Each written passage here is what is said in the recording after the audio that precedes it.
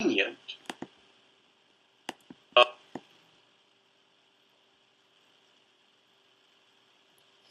Well, hello everyone. How are you doing? So, I have been working on a lot of projects, and I continue to accumulate information. I want to share it with you, but some of this information, quite frankly, a lot of people aren't really prepared for. I can appreciate that.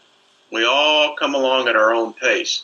But enough of you are here that I think that you can handle this, because this is strong stuff that we're going to get into. So we're going to be discovering this book that maybe some of you have heard, maybe some of you haven't heard, called The Sefer Yetzirah.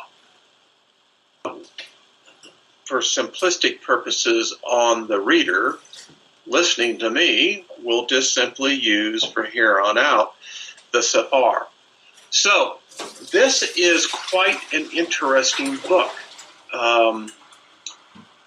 It is a book that has been around for many, many years, centuries, thousands of years, in fact.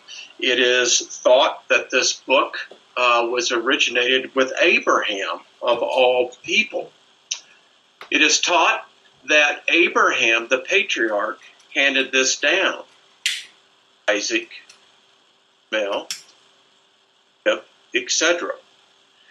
Now, some will say, and you'll do your research, that this is Kabbalism. It is. But so what? You're going to take, if you break, whatever the case may be, if you adapt it for yourself, and you have to know the whole history. You can't simply pick and choose what's convenient with your particular ideology or theology. Now, it is said that this book, so as Abraham, because he did not write it down, so he did know the alphabet, and we'll get into that later, that Abraham taught and sent emissaries to the east, including India and China. And it's actually written here that the kings would meet Abraham's door in the morning. Interesting, so that they could get the insight. And do you know what the insight was? Abram later became Abraham, a master astrologist, also a master magician. He was also a master of the unspoken. You'd be asking yourself, well, Wayne, I've never heard the term master of the unspoken. Well, actually, it kind of goes in a lot of what we've been discussing in a lot of the videos. Is a knowledge supposedly never written down, but he passed verbally because of the, trying to use the right word, I would use magic, but let's kind of frame it in today's modern vernacular, a technology, secret to creation itself. And we don't think that Abraham being an astrologist, but it really is. In fact, it is said that it was astrology found in Abraham's heart. Now, this total book, depending on which version you get, there are many of them out there. It's anywhere for us as few as 1,300 words to as much as 2,500 words. This particular book that we'll be referencing from is 1,800 words. Now, let me just read you something here, because there's a lot of biblical evidence to support the validity of this manuscript. And one such is Abraham, as God had told him, and Abraham took the souls he had made in Haran. This is 12:5. Hear some of you going right now, whoa, what do you mean, Wayne? Abraham made souls. This wasn't Abraham. Abraham actually used the powers of the Sephar to create people. Wild, isn't it? I mean, well, just how can that be? Just is. It's better. The scripture states the souls that they made in the pearl. This would indicate that Abraham was not alone in the use of the Sephar, but had companions. The Midrash states that if Abraham would have engaged in the secrets of creation himself, he would have gone too far in emulating his creator. And he therefore worked together. Are you ready for this, folks? Him, son of Noah. Many of you are probably already connecting the dots. Watched enough of my videos. And by the way, if you haven't, go back and look at the Bloodline Invader series. There is enough videos to already have set this foundation. But I know some of you are already saying, whoa, wait a minute, Wayne. Shem, son of Noah. Well, either the timelines have been either dramatically shortened or extended on your point of view, right? Or someone who had no knowledge, who put together something screwed up, never thinking that eventually mankind attain a level of knowledge, not so much conscious knowledge, and to figure this out, that something isn't right here. So this alone is really interesting. And it goes on saying further, in the Sephra is found in the Tumad, teaching that Abraham had a great astrology in his heart, possessed secret knowledge. And I want to kind of bring this out as we're going through this. Think about ages, right? If we think about ages, think about, was a time called the Age of Wisdom. This led into Golden Age. Now, we're supposed to have moved into the Age of Enlightenment. What happened? We were attacked. Because what we got instead of the Age of Enlightenment were the Dark Ages. Many agree with me, just now emerging out of. We've been for well in excess of 2,000 years a plan that whoever the attacker is, practice, for a better word. Let's go on. Now, when I said that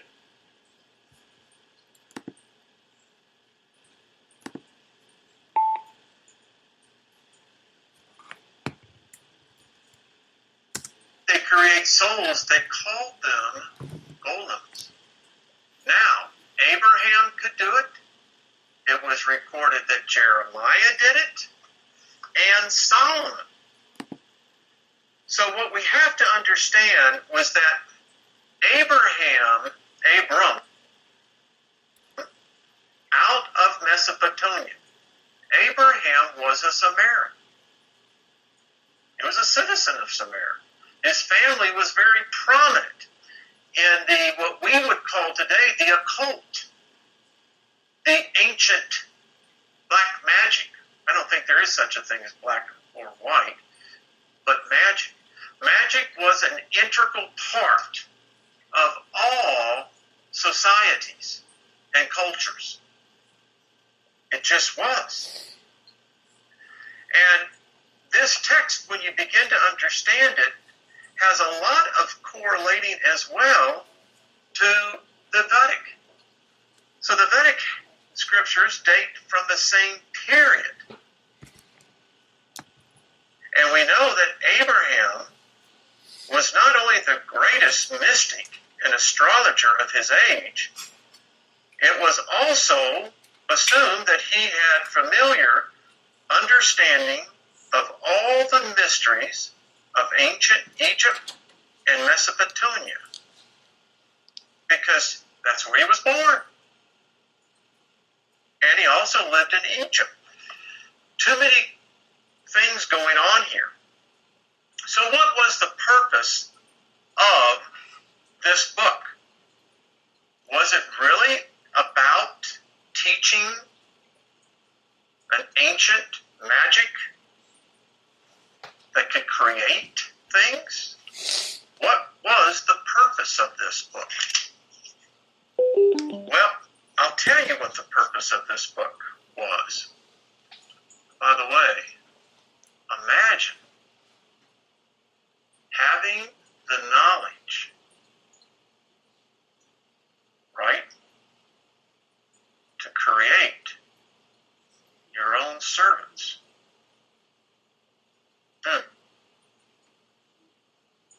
Yeah. This book is really about meditation.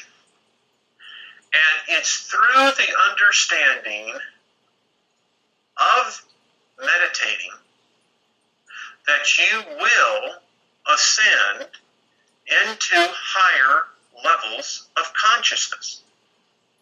The book is designed for the initiate to begin to understand and learn how to focus. That's what it's designed to do. And from this focus, you should begin to develop your own telekinetic and telepathic powers. I'll say it again. If you properly study and meditate, it will teach you how to focus and how to develop your telekinetic and telepathic powers. This is a mystery book. It's a book about the things that all of us were told was to be shunned. You don't go there. This is magic. This is the occult.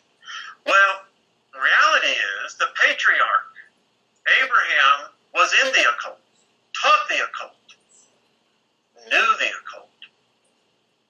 And the occult is just another language. Let me tell you how I define occult. It's like defining what is normal.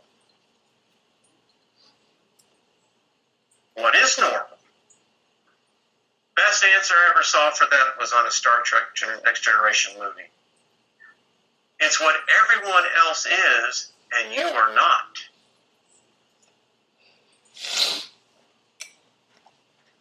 So, yes, it is a book about the occult.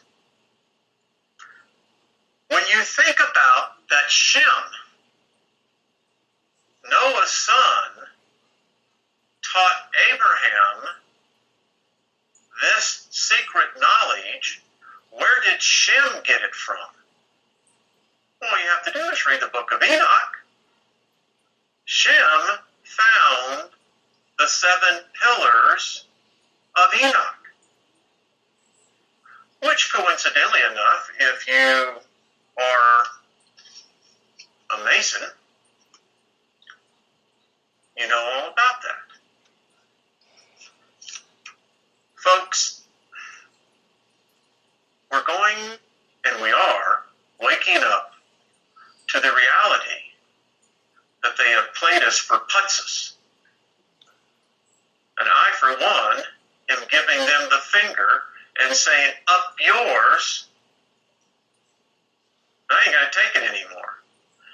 Every bit of secret knowledge I get, I am going to pass on. And hopefully, those of you who are now ready to eat solid food will do the same. We're talking about a knowledge that opens gates. 231 that I know of. Let me make sure my notes on that. Yeah. It's a knowledge that far exceeds our understanding today. The cognitive level of where we are today as a species has regressed so far that most cannot even handle the concept, much less the fact that this knowledge exists. And exist it does. And it's not just the Hebrews. Because understand, even Judaism does not want to give this up. Now, they'll classify it as, heretic teaching. But they can't deny, and they will not deny, the fact that this is referenced all throughout the Torah.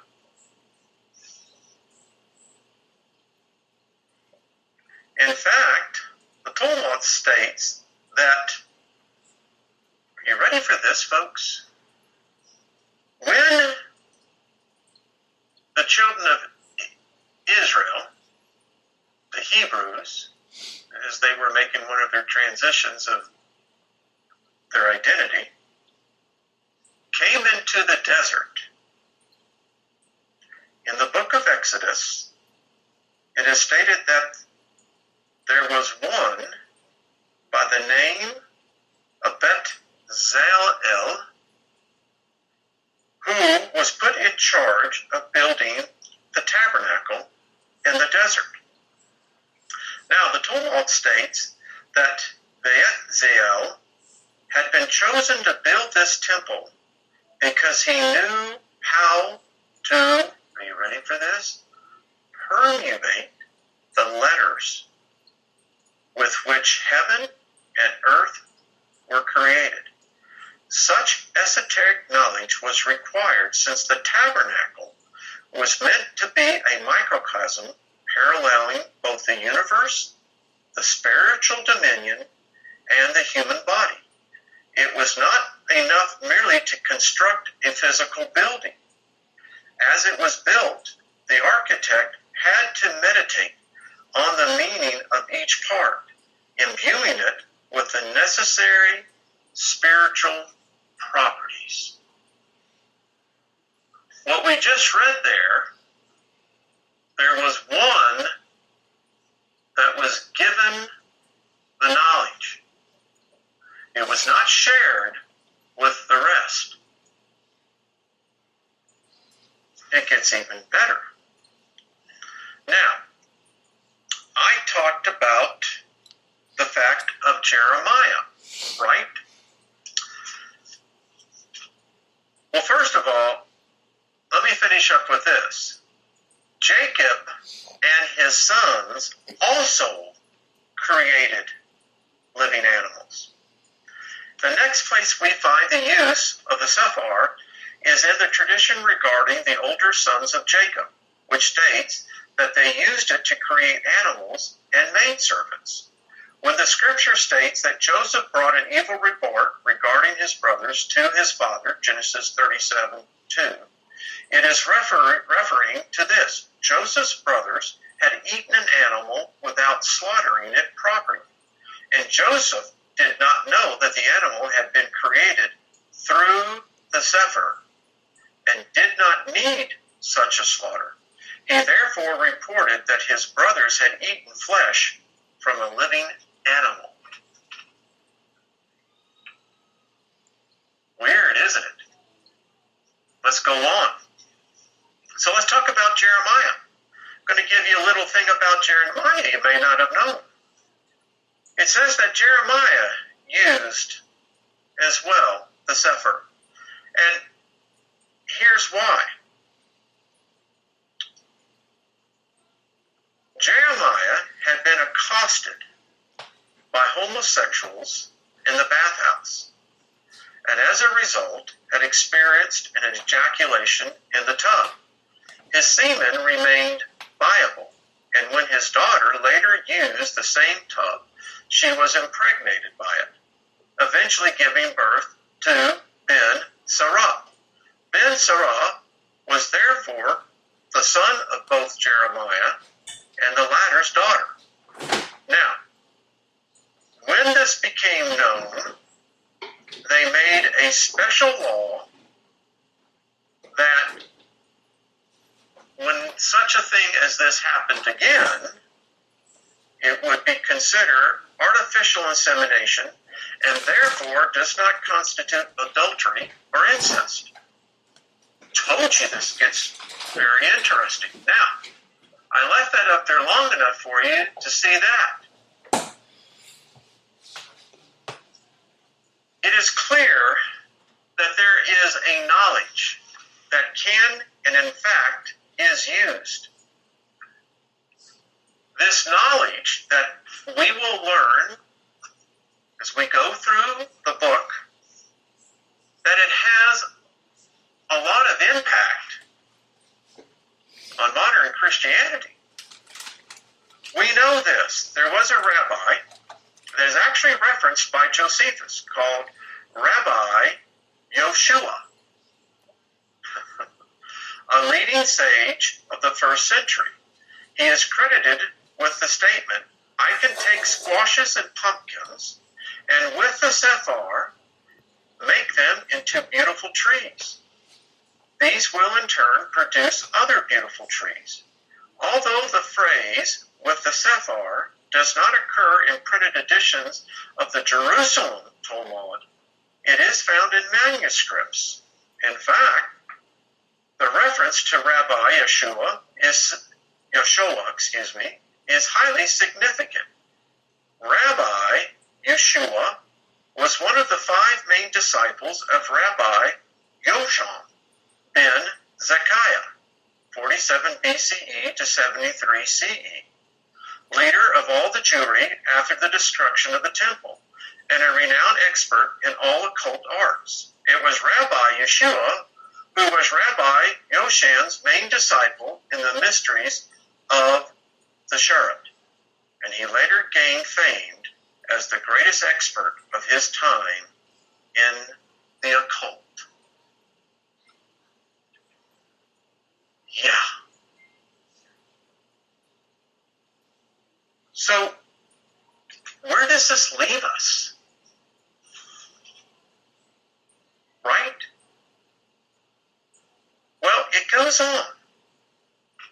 Most authorities, when we talk about how this rabbi had taught the 5 disciples, main disciples, that it goes ahead, and I'll just read this. It is significant in the fact that Rabbi Nehemiah is said to have received the tradition from Menachim, who, as it is known as the rabbi and was the leading mystic of the first century. Now, Menachem had been in Herod's court. And when Herod was born, he and Josephus writes this. Menachem of the Essene discussed by Josephus that he prophesied Herod as a child would become king, and he did become king. And Herod never forgot that. Josephus makes reference to the Sephar. As again, many think this is a book of ancient magic, and although it does contain powerful knowledge, it is a book of meditation. As I said before, it teaches how to train to reach a state of meditation to develop the latent abilities for telekinetic and telepathic powers. Folks, we should have already perfected this as a species amongst the races. Wisdom, knowledge, understanding equal a higher state of consciousness.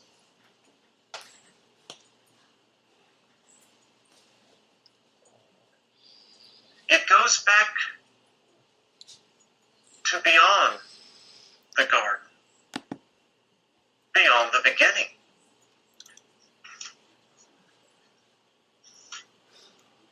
So we know that the secrets of this book have played a vital role in the history of the Hebrews. And it only makes sense that if you're going to make claim to a belief system, then you need to understand where that belief system originated from.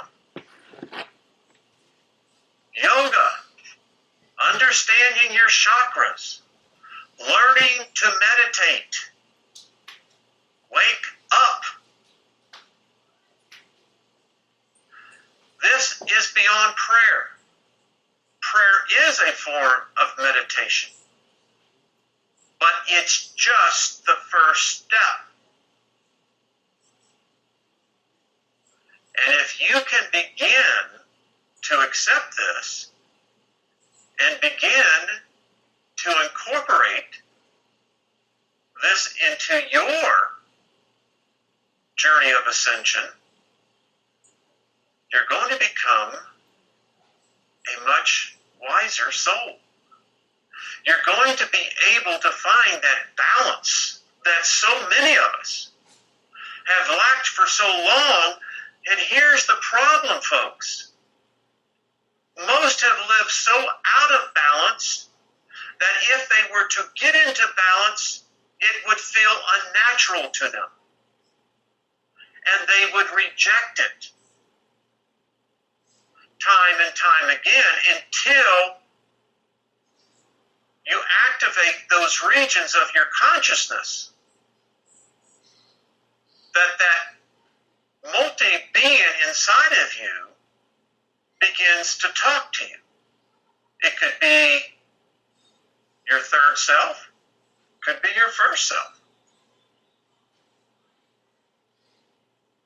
And when you begin to meditate on this, understand there is a prediction given to all, whether you succeed all the way, but no matter what, just by endeavoring to take the steps of understanding, you are going to unlock regions of your consciousness, your soul, and wisdom will come forth. And isn't wisdom really what we're talking about here? to understand the ancient arts that most religions today take their graft from? And you can't disassociate it, no matter how much you may want to. It's here. It has been here. And it's been lost. We're going to learn by the guest I've already had. They have shown you the heavens, the earth, the air, the fire, the four elements are what in fact make us up in these physical bodies. And the mystery is the soul itself. But there are ways that we can learn.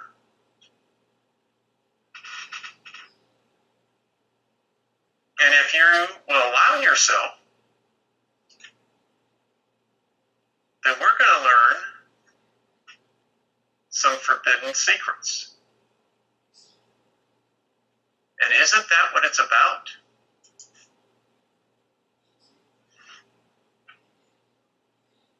There is so much more to be learned. In fact, I can tell you how many modern theologists, however you want to say it, it's these truths that they can't stamp out. And so they simply term such things like this, well, these are the hidden scrolls. Because you really don't want to go down this road. But we are. We're going to learn the foundations of our modern belief systems beyond that of pure eschatology. That's what we're going to do. So as I end this out, I will come on here. Here I am. And by the way, if any of you want to get the book and order it on Amazon, I highly recommend it. And you can actually read along with me as we go through it.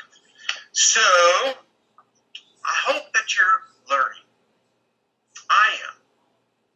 When I see people like Lavette, Heidi, Jeff, Gary, the others that have come on, sharing with us a knowledge and an understanding that many of us never were taught.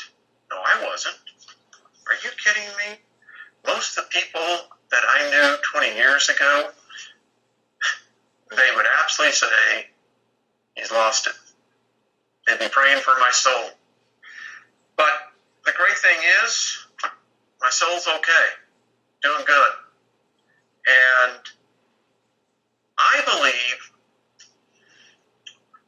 that if they could learn to create out of the ether, it's basically what it is. It's amazing how this is so grafted into my religious thinking. Because to me, faith is calling those things that be not as though it is. They are. Right? But now faith is the assurance of things hoped for, the evidence of things not seen. So it all plays in. It's all weaved. And if you can understand how the weaver weaved the basket's going to serve you far better, isn't it? So, we're going to learn together. Who knows? I may be talking to some latent masters out there already. As Heidi said, so many of us have gifts and callings that we're not aware of. You go to your grave never knowing you had gifting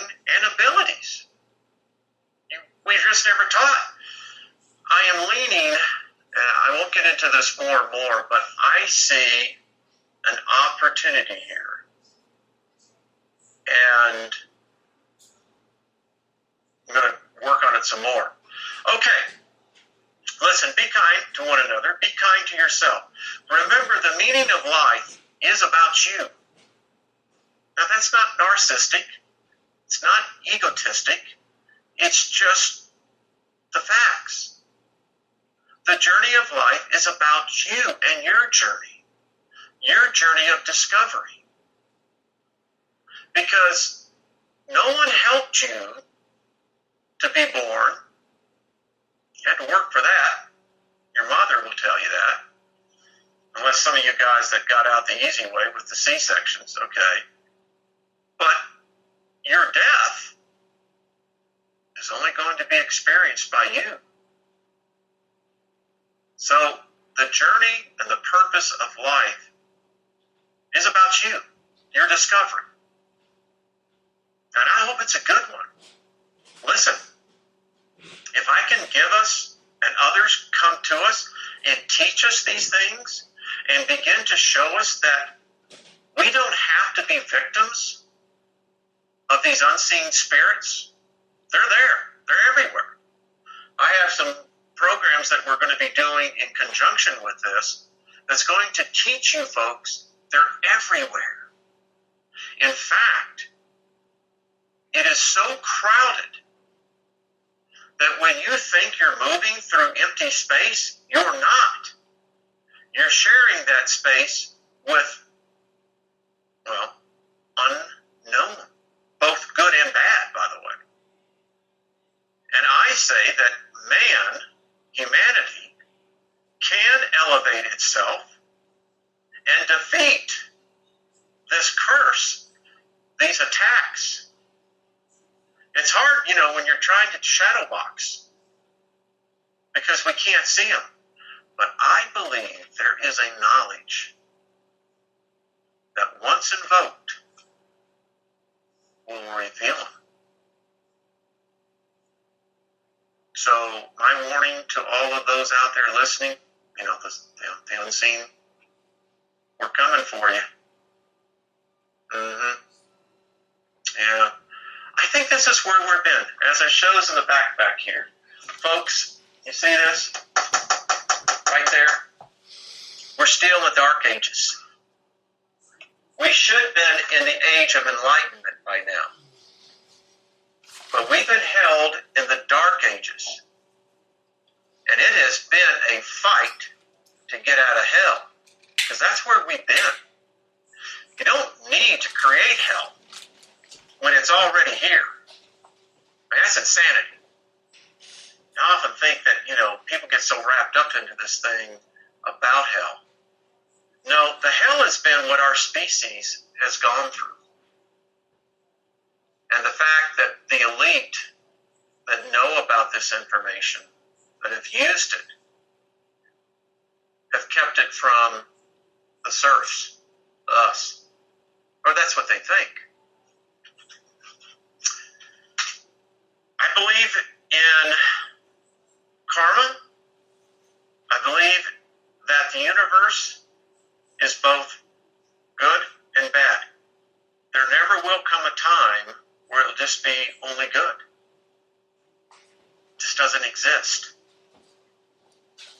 And those souls make a choice going through this life as to which path they're going to choose. And after they leave, they choose that path. They get it. I mean, so if your pursuits are just simply base pleasures, most likely you're going to get recycled back. Never believe in reincarnation. In fact, reincarnation to me was hell. Because, I was brought up by Paul where he said, it's appointed unto man once to live and then to die and then judgment. I ain't buying it. There is strong evidence that reincarnation isn't reality. Now, I've read that there are some that make the decision, sell out to it, and you can. listen, you can invoke the dark powers. In fact, it's probably more easier done than what most realize. And you can. A lot do. Think about that. This day of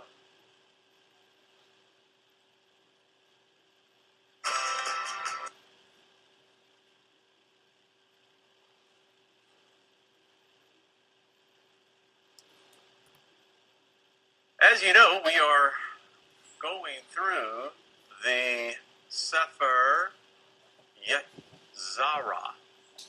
And I have to tell you, folks, this is just a fascinating read. And no matter what your point of view is, whether that would be a religious point of view, whether it's just seeking knowledge, getting another culture's point of view, and seeing how our forefathers, don't necessarily have to be a Hebrew, for all of us have roots somewhere.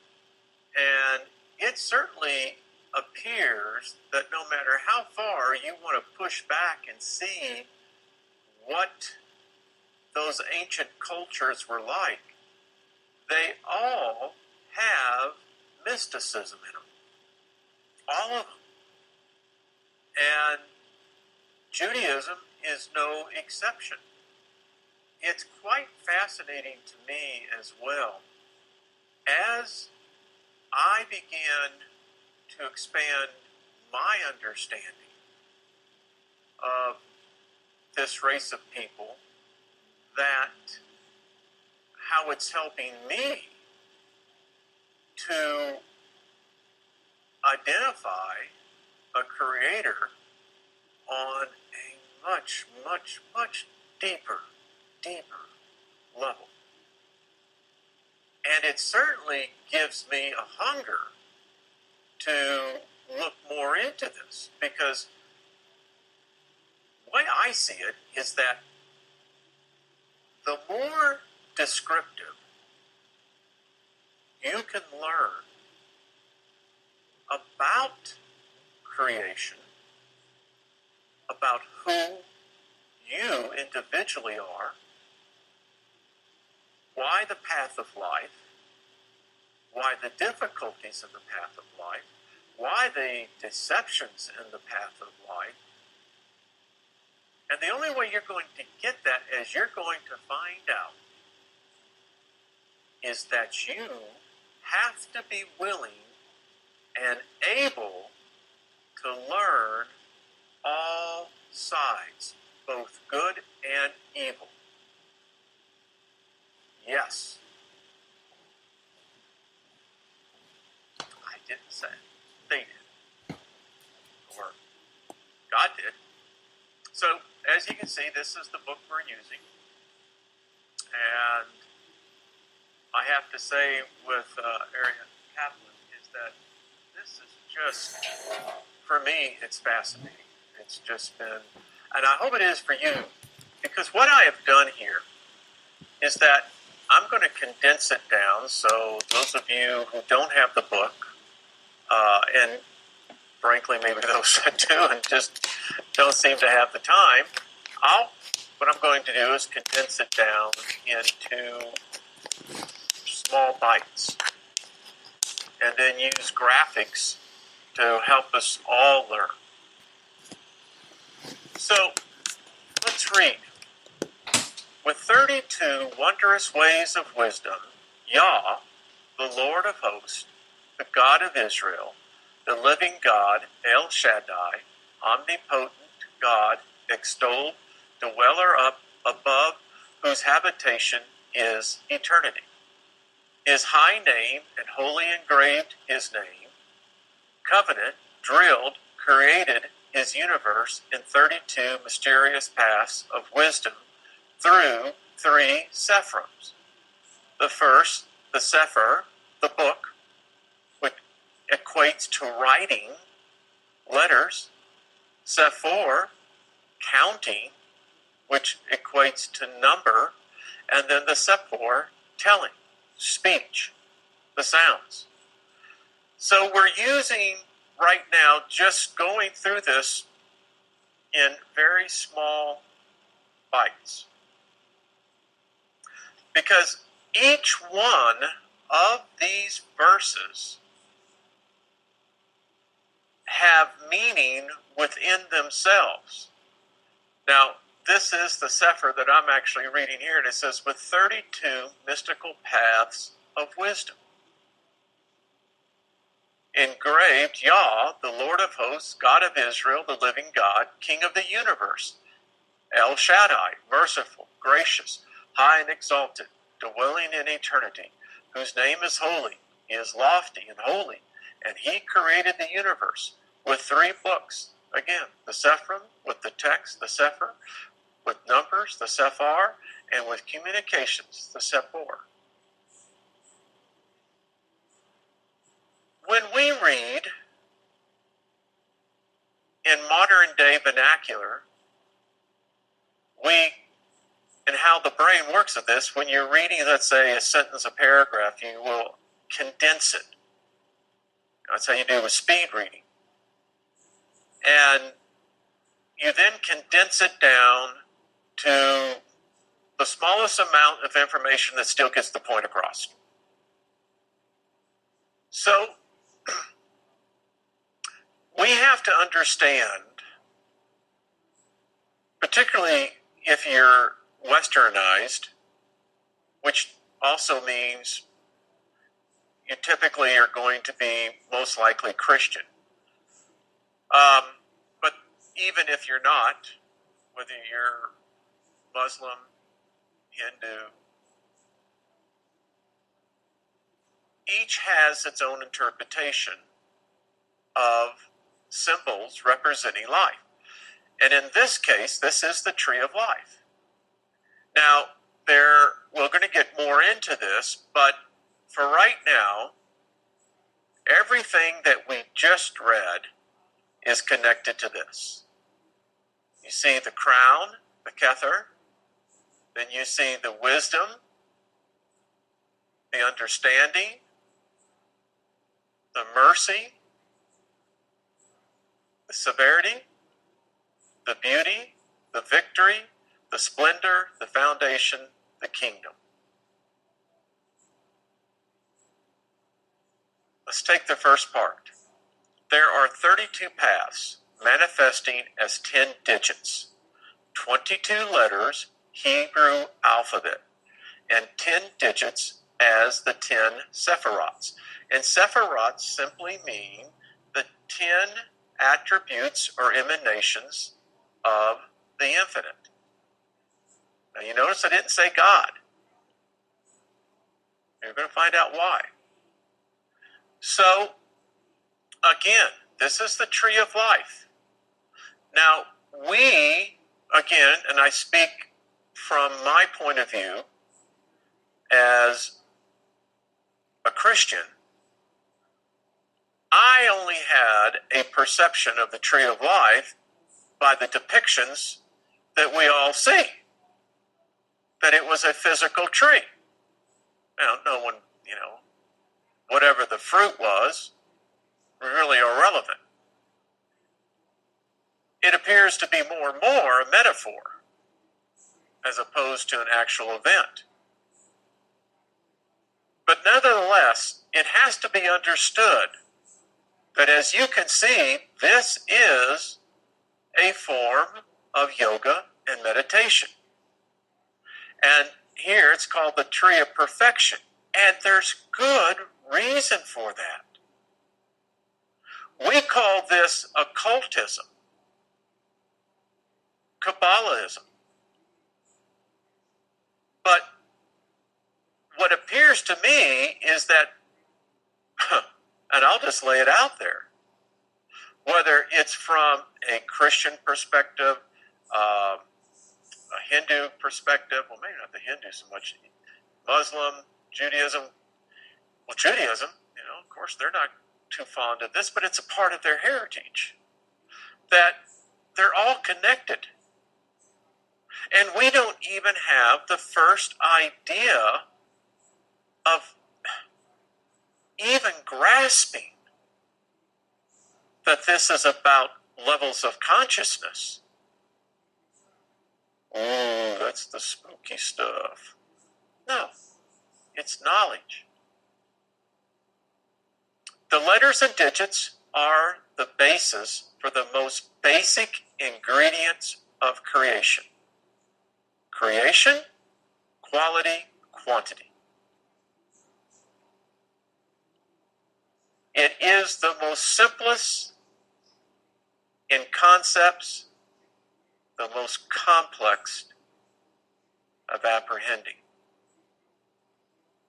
It's amazing how something so simple can be so incredibly complex, multidimensional in its scope, and exceeding the most brilliant that have achieved levels of consciousness while still in the temporal plane. So let's look at this so we all can now have a visual. And I'm going to work with you here. So, here is above. North, east. First, fire, evil. Water, good. Last, south, victory. West, glory. Below. And this is the Creator. If you had to do a diagram and condense the Creator down into its simplest elements, this would be it.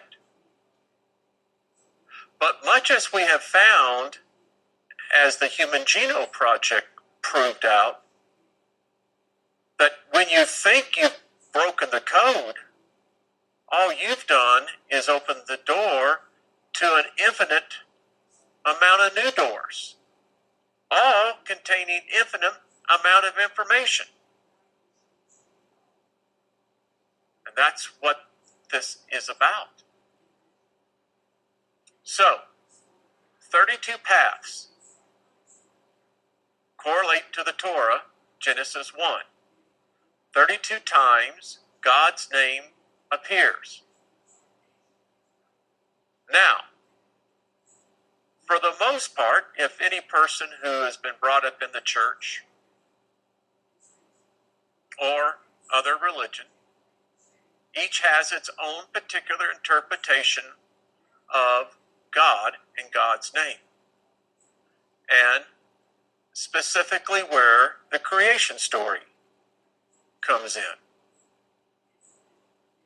And as in the Bible, God is an ambiguous name. It's never defined. It's never described. It just simply is God. And therein lies the problem. Because each independent, sentient, conscious being will in fact interpret that to fit their own inner reality, their image. That's what makes a religion so difficult to follow. You can follow in broad strokes, generalities.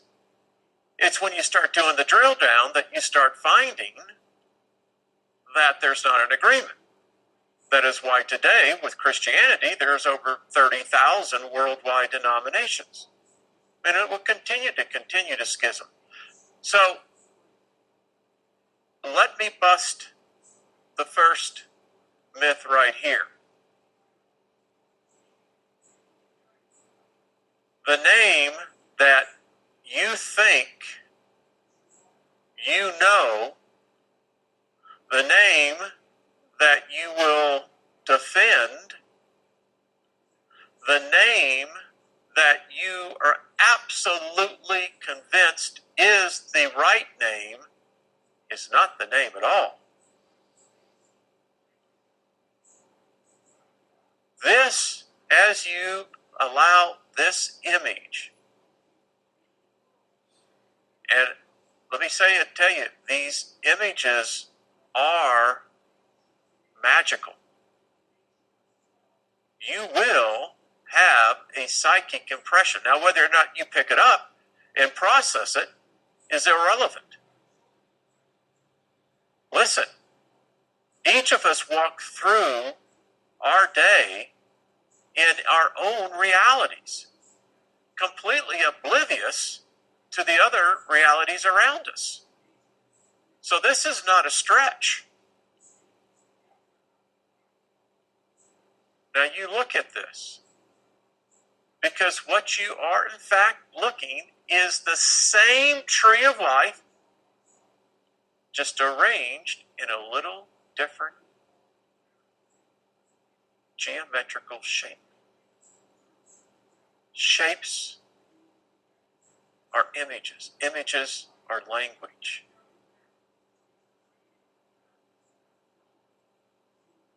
None of the names of God refer to the Creator.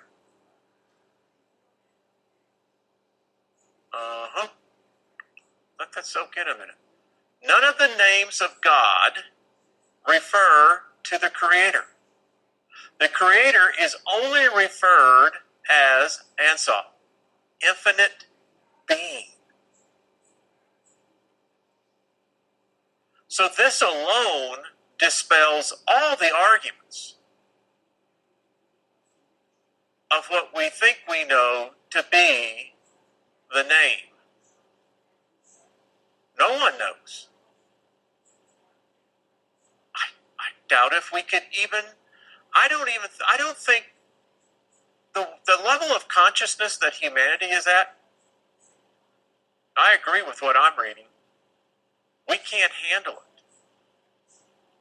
I mean, if I was able to even pronounce the name, you know what would happen?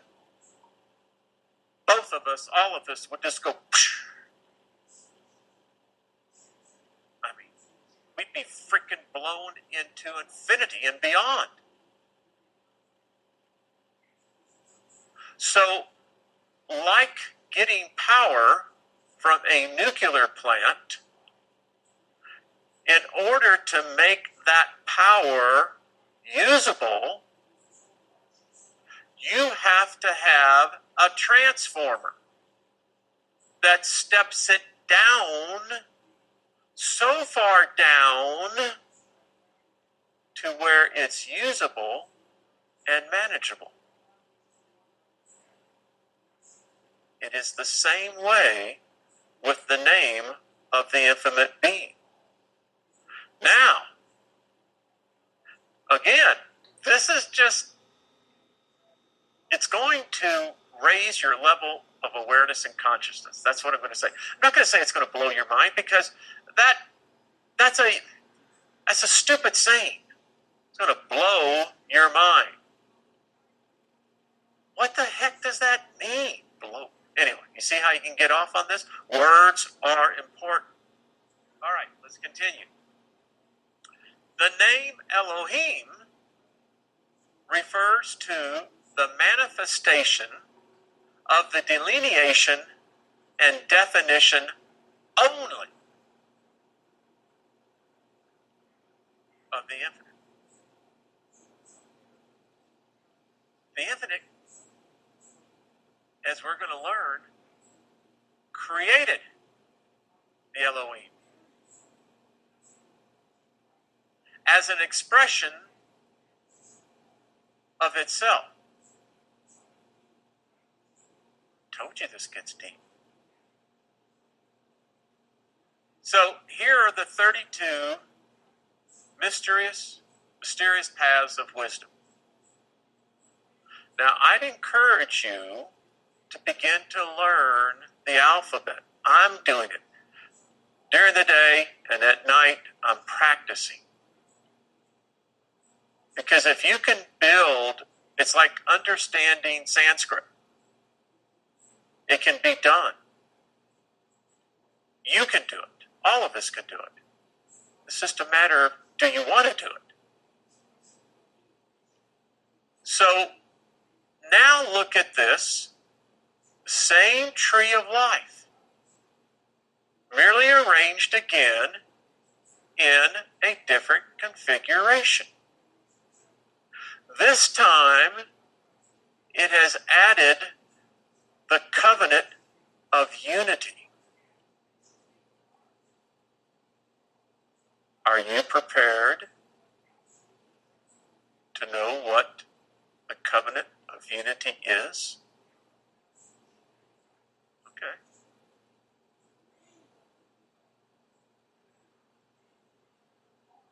We have to understand first wisdom.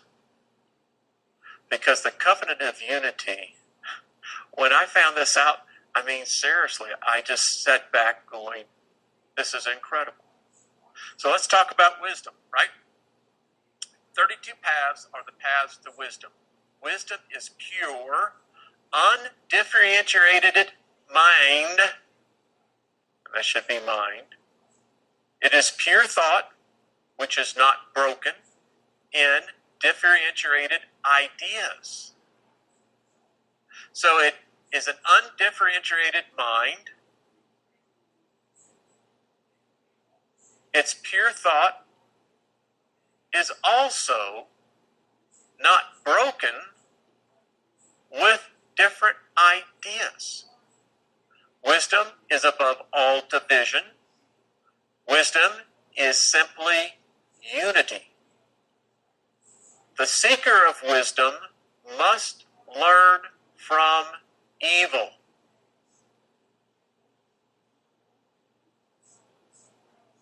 I'll let that sink in.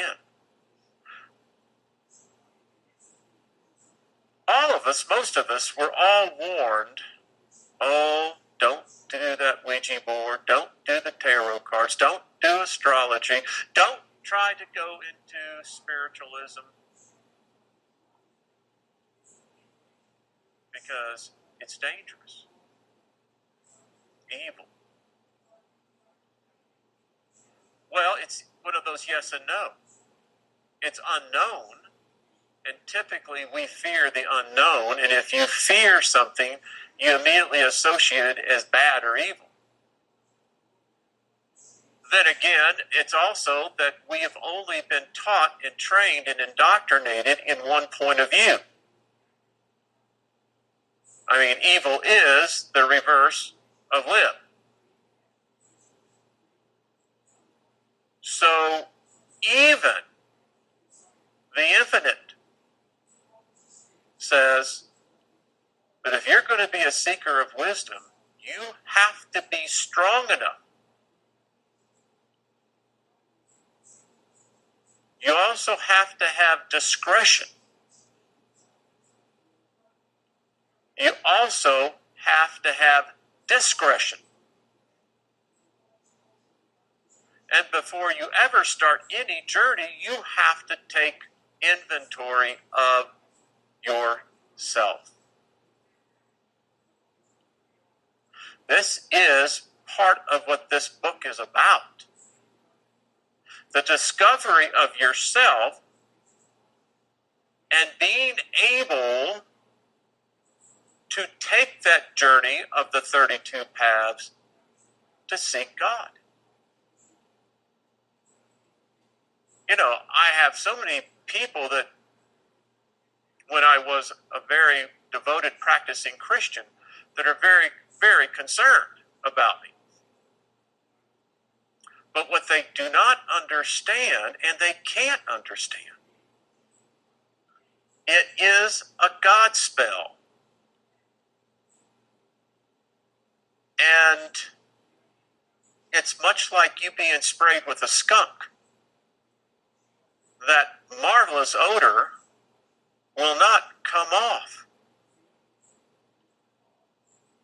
And no matter where you go, people are going to know that you stink.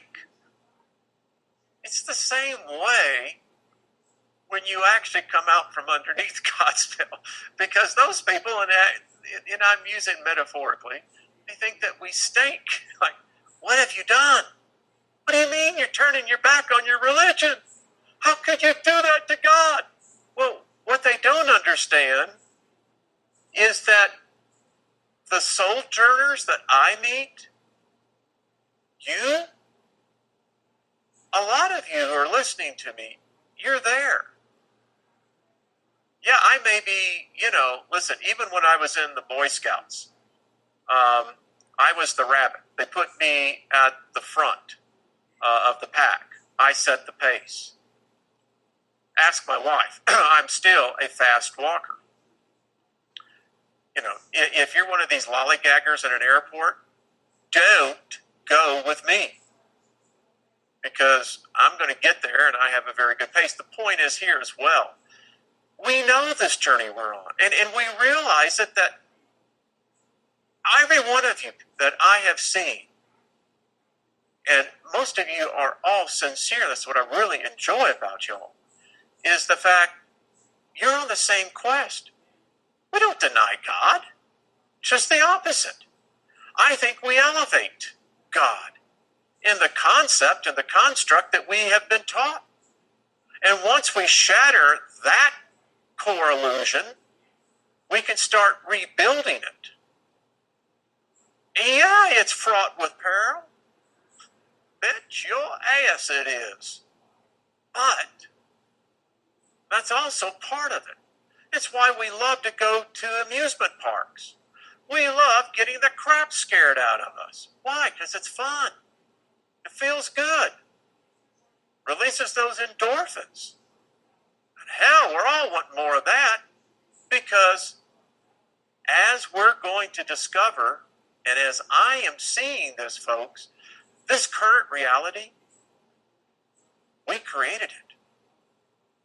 Now, the crazy thing is, there appears to be more of us in this than they know. And our thoughts are impacting this reality that has been created, been using us. I keep telling you this. You are an amazing individual. Is not enough. Consciousness is the best phrase. And you're powerful. You're so powerful. We all are powerful. Religions feed off of us. Financially and every other way.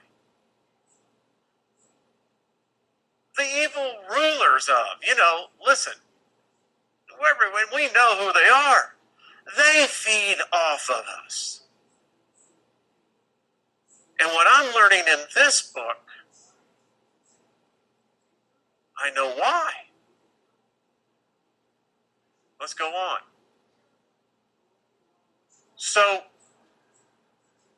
as we go through the Sephir, we're going to discover that this is about ascending. Traveling outside the body.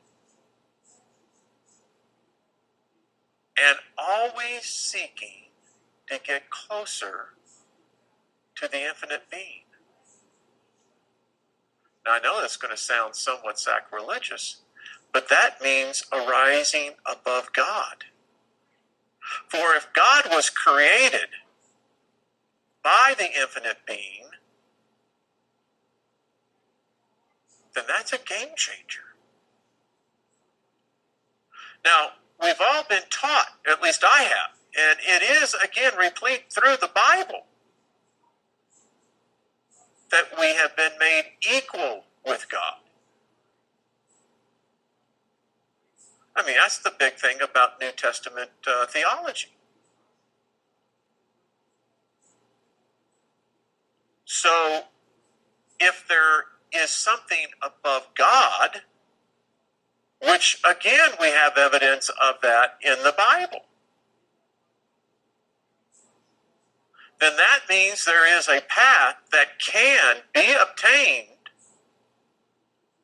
to get to the infinite being. Let's continue with wisdom. Below wisdom, lower levels, does the division between good and evil exist? So it's right below wisdom that the division now is set, that there is good and evil. And look at it. It exists, folks. By the statement alone, there never will be in this lower level an elimination of either good or evil. Now, it will flow back and forth, yes. The antithesis of wisdom is understanding. How about that? How could it be the opposite? Understanding is just below wisdom. Understanding is where things delineate and defined as separate. The level of wisdom, all men are included in a single world soul. This is very important. The level of wisdom, this is where the infinite dwells. All men are included in a single world soul. Meditate on that. I did this morning. Whoa. Oh, man. I apologize for the allergies. It's ragweed season. It's gotten here early. Understanding is where the soul of each individual assumes a distinct identity and is seen as a separate entity. The divine name associated with understanding is Elohim. Elohim is pearl, polarity of forces, the yin and the yang, both positive and negative. Wisdom is undifferential. Understanding divides the paths. Now, you can't get to wisdom without understanding.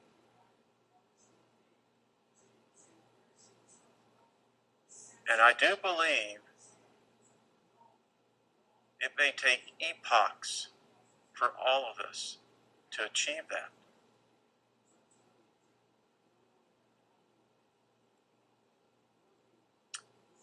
The symbolism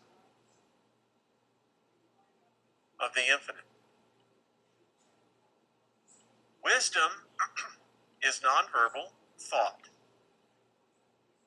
Understanding is verbalization. Wisdom and understanding are thus seen as male and female. Now get this. Abba, Father, Ima, Mother. Thus, the primary letters are called mothers. Monotheism? I don't see it. Do you? So, this for me makes sense. Intuitively, it makes sense. I'm not having to sit and rationalize it. I'm not trying to sit here and dissect it to make it fit. It just flows, does it? Not? Wisdom and understanding are thus seen as male and female, Abba, Father, Imma, Mother.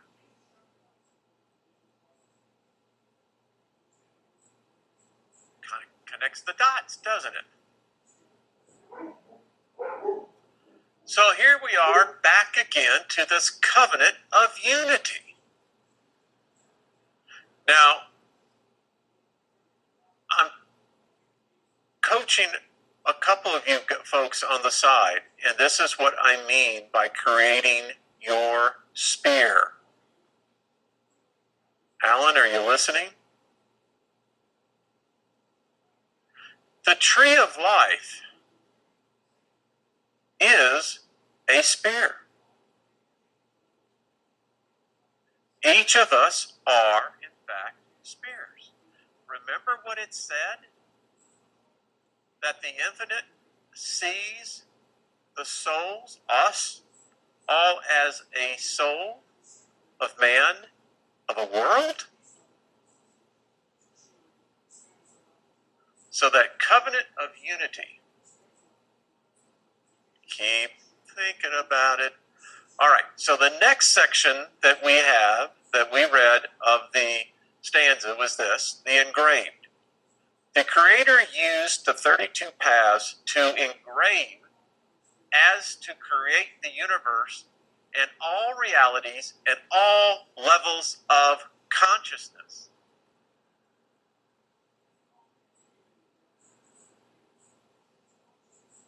The Creator removed material to create. Does this not fit quantum mechanics? The Creator removed material to create.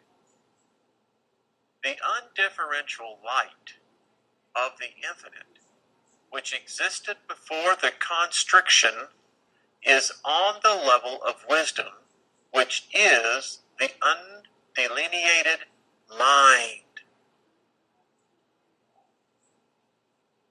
I'll be very candid with you. I'm still processing that. What is an undelineated mind? I've never met one, never seen one, never spoke to one. Unless you say prayer is speaking. But I can't apprehend that. Let's go on. Understanding is called the Lamb of Darkness. Wow. The order was first engraving, then creation. Are you seeing this mental imagery of this on a scale greater than the known universe itself?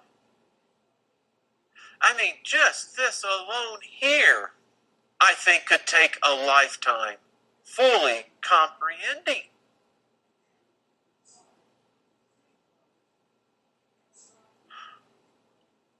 A lifetime isn't enough time. It just isn't.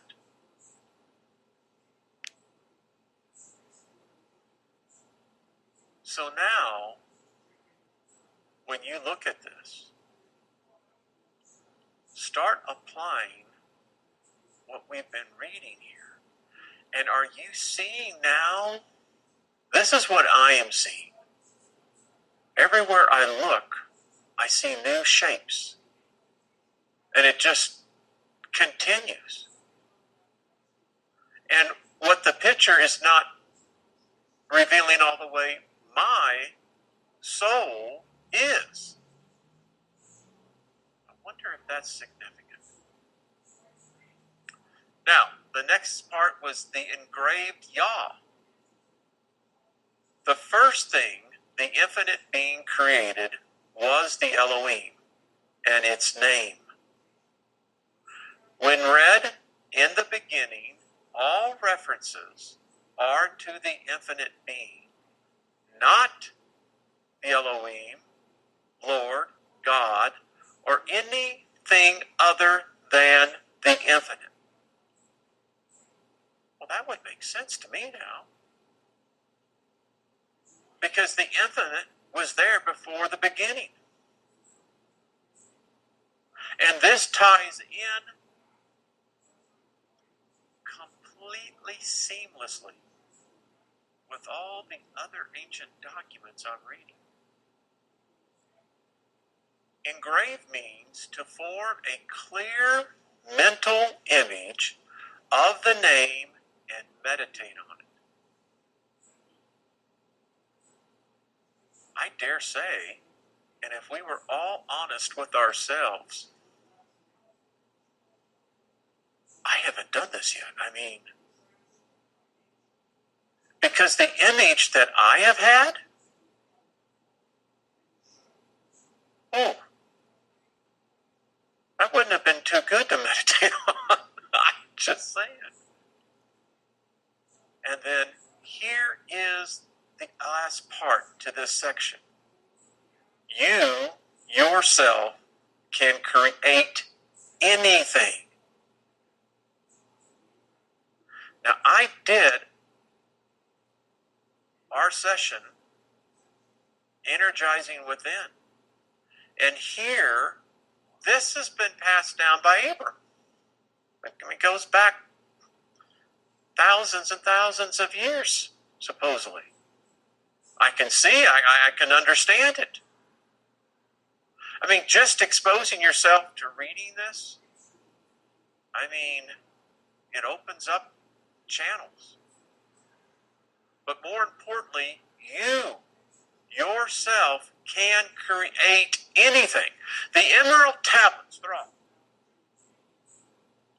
Love the dude. I really hope that he exists, because he'd be someone I'd love to sit down with, have some coffee or some tea with. Because in the Emerald Tablets, that is part of it, is creating out of the ether. And here, it's repeated again. So look at your hands right now. Seriously, stop and look at your hands. Your hand is the Genesis story. It is the story of your birth, and it's the story of your ascension. Your hand has communicated not only to you, but to the infinite, everything you have experienced. Because the infinite has imprinted itself upon you. And what if the infinite being was no more than an average-sized man? Person. Think about this. All right, Yah. You ready for this one, folks? Means eternal. Yah, Yod, means wisdom. Yod means wisdom. Hey, understanding, the feminine. Wisdom cannot be grasped except when clothed in understanding. Wisdom and understanding equal the infinite. Yo, hey, vahe. Now let's talk about the God of Israel, because here is where it has gotten commingled. And it needs to be corrected as we go forward. The name Israel is closely associated with the 231 gates. The name is a physical people connected to the Lord of hosts, which is a special grant until Israel alone. The word God here is Elohim. Do you see this? This is a special dispensation. It is not available to the other countries, the other races. It is and always shall be uniquely Israel's. It cannot be taken away, cannot be burned away, cannot be in any way diminished, diluted, delineated. The Elohim is, in fact, still in covenant with Israel. So think upon that. Now, let's talk about the living God. This name is associated with the essential creative forces represented by the Seraph of Yosef. You ready for this? I told you about the covenant of unity. In man, this force parallels the sex organs.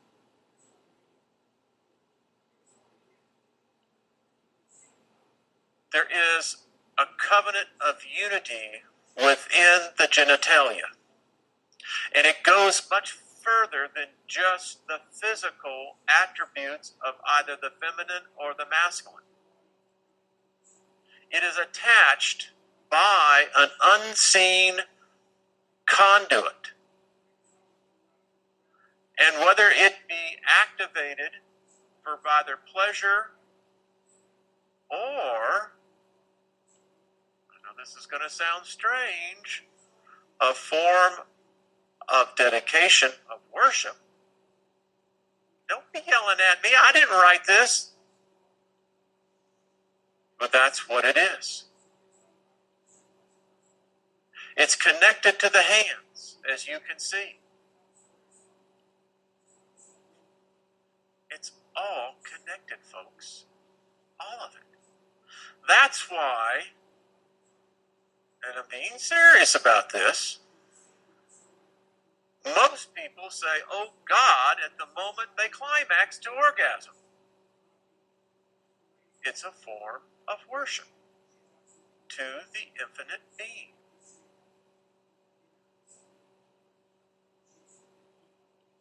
Think about that. King of the universe. Now, this I really dig. I can get the idea now why the infinite being put this in this. This is the mode in which God relates to the universe as a king and kingship.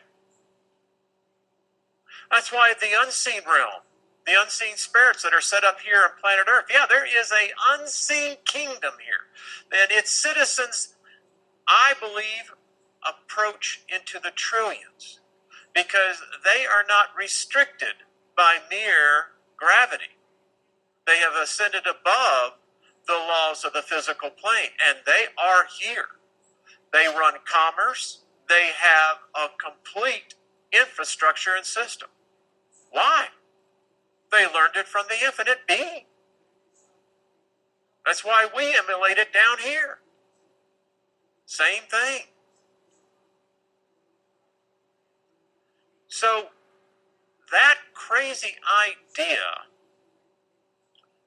that somehow Earth is the focus of the universe life energy isn't so far-fetched, is it? I mean, there has to be a 0.000.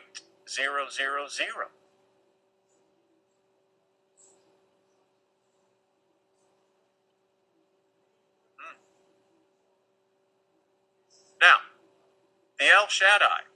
Now, in my Christian belief, and I was in, the faith-based movement, is that I was taught, again, this is why I am where I am right here now, that El Shaddai meant the multi-breasted one.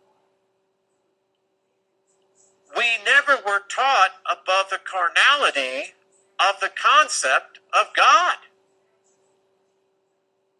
That's what religion tries to do, is elevate from the carnality of the thought, because that's all it can do. It can only represent by the consciousness, the collective consciousness of our species. Now, El Shaddai here means omnipotent, almighty. Wow. Also relates to the procreative force represented, are you ready by this? The Yosod. The sexual organs that create life. Are you starting to see this? That there is an energy flow. It opens a portal. You can call it a window of a dimension. It's how we are connected to the unseen realm, the ether realm.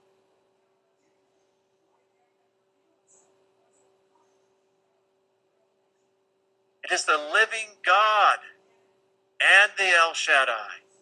And the El Shaddai is man's view of God. Now, this says I there. I held that out for a reason.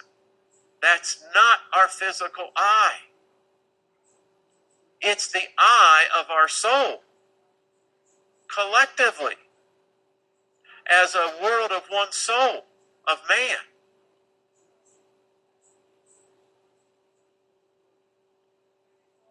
Now you can see what Da Vinci was seeing. He got it. I mean, how this was communicated is amazing. Oh, so fascinating. All right. High and exalted. God transcends space and time and existence itself. Lofty and holy, the infinite being, which is above all concepts, religions, theologies, philosophies, dogmas. There is only one thing above wisdom. That is will.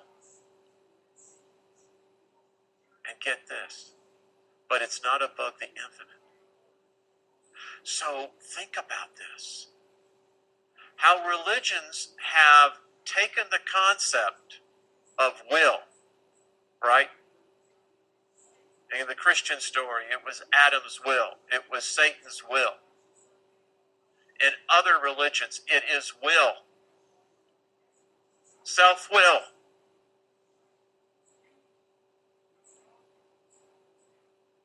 It's powerful. I guess that's why there's such a battle for our actions, right? Good, bad, right, wrong, kind, mean, blessing, cursing.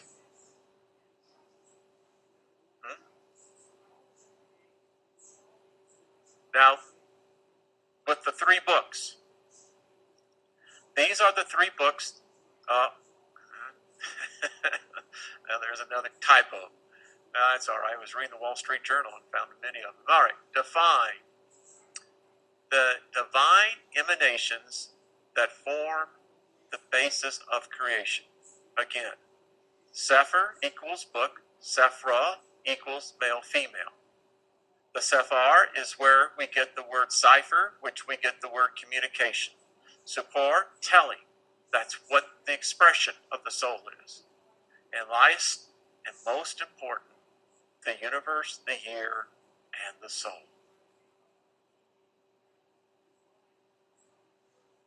It's all interconnected.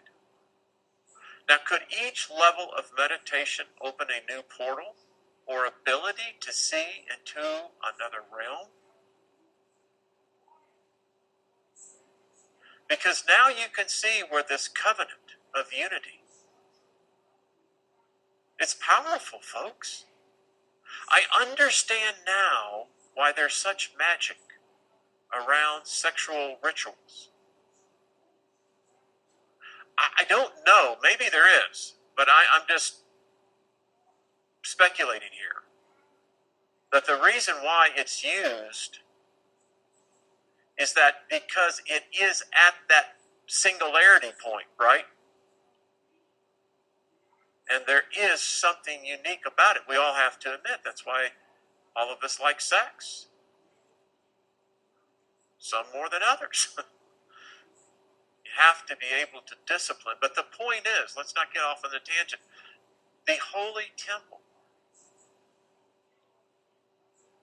I mean, there's a lot to this. And I can see extensions coming out of this. So maybe now the tree of life was never a physical tree of itself. Oh, it exists, but not in the form of a vegetable, a plant.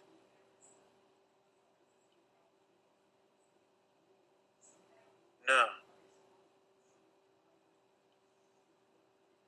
But as I stare at this, I could see consequences in violating this. And not just on the physical level.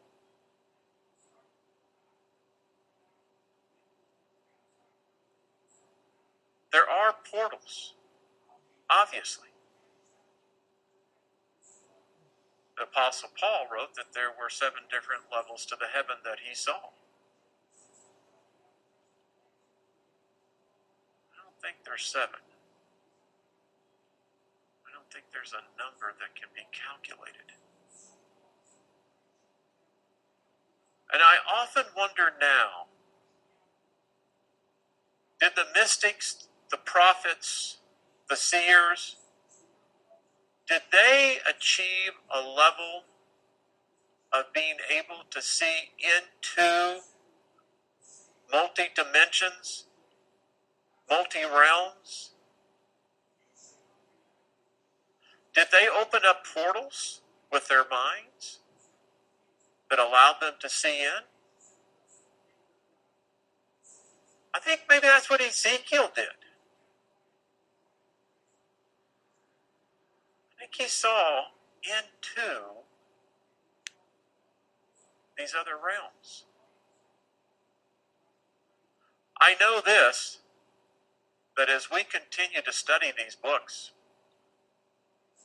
we're going to learn more. And I hope you stay with me through this book. I believe at the end of it, all of us are going to be much, much more well informed. All right, folks, be kind to another, be kind to one another, and be good to yourself. All right, we'll talk soon.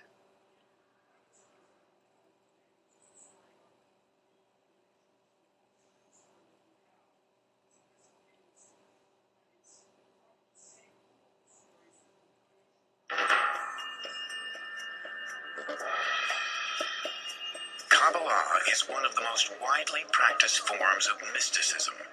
Followers believe that decoding its ancient texts will reveal the answers to the greatest mysteries of life. In the 21st century, celebrities including Madonna and Britney Spears have taken up a modern interpretation of the practice. Yet the spread of Kabbalah has sparked controversy. Strict adherents warn that this mystical practice holds hidden perils. Throughout history, followers have coded their writings to protect Kabbalah's secrets.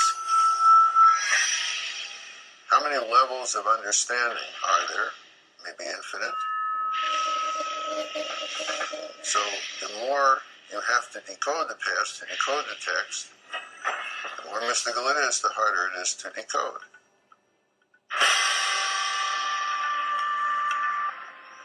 In Babylon, at the beginning of the 6th century BCE, a young Israelite named Ezekiel has a vision. As I looked, behold, a stormy wind came out of the north, and fire flashing forth continually. And in the midst of the fire, there was a throne. Sitting on the throne was a figure that looked like a man. Ezekiel believes he has peered into heaven and seen God seated on his throne. This vision captivates a group of Jewish mystics. They hope that by studying this image, they will one day see God for themselves and become one with the divine spirit. Jews who are seeking a mystical experience will try to reimagine what Ezekiel experienced. So it becomes the model for Jewish mystical ascent, really until the emergence of Kabbalah. In the 2nd century CE, the Roman Empire controls what is now Israel. Jews who practice their faith openly are either killed or forced into exile. It is during this time that many Jews turn to mysticism to help them understand God's will.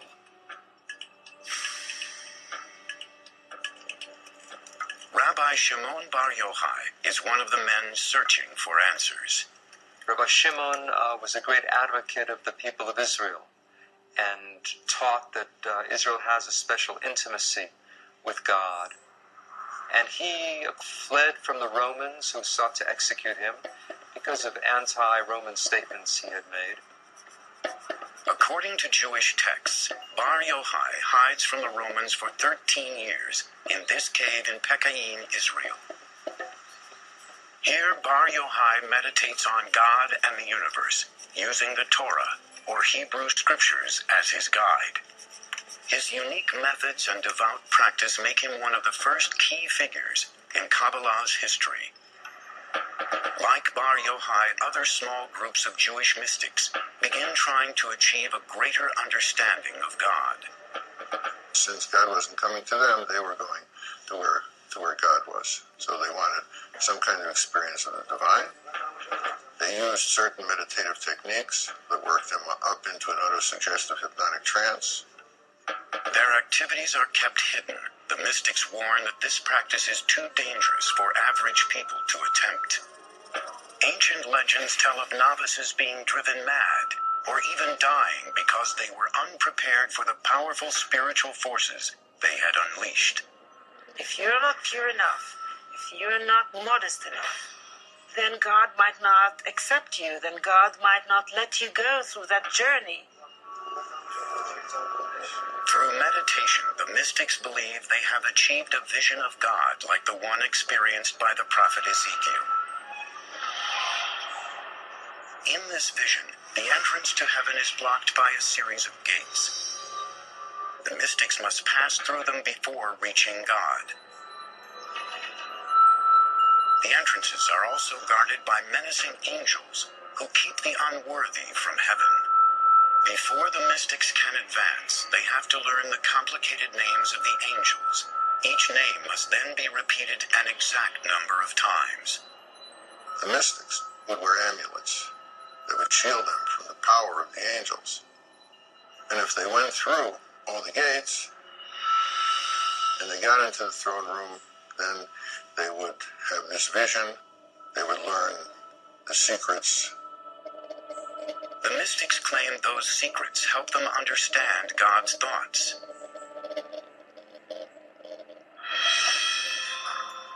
At roughly the same time, unknown mystics recorded a startling concept into an influential book. The text is called the Book of Creation, or the Sefer Yetzirah. It describes how God made the world by using the 22 letters of the Hebrew alphabet. God spoke and said, "Let there be light." So obviously God's speech was the creating agent. Well, what language did God speak? God spoke Hebrew, of course. So the 22 letters of the Hebrew alphabet were the alphabet of creation. What Sefer Yetzirah does is to try to describe how God created the world in more detail than we find in Genesis. It builds on the notion that God created the world through language, but now it's not words so much as individual letters. And this is probably meant rather literally. God took the three letters Aleph, Bet, Nun, which spelled the word Even, stone. By combining those letters, a stone was created. And similarly with every object in the universe, God created by combining the letters with the numbers.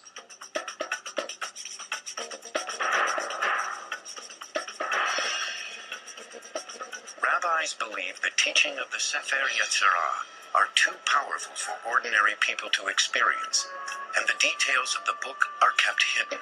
These mystical revelations remain underground for hundreds of years. In the 11th century, the Crusades began a new wave of anti-Jewish persecution as Christian armies try to reclaim the Holy Land from the Arabs. Fleeing from torture and execution, Jews scatter across Europe and the Middle East, taking their secret traditions into new territories. By the 13th century, the mystical teachings have spread to Jewish communities in what are now Germany, France, and Spain. The term Kabbalah, meaning receiving in Hebrew, now becomes widely used to describe the practice. We're really talking about a small group of Jewish teachers, rabbis, spiritual people who were gathering the earlier traditions, developing techniques of meditation, and reimagining God in some very startling ways.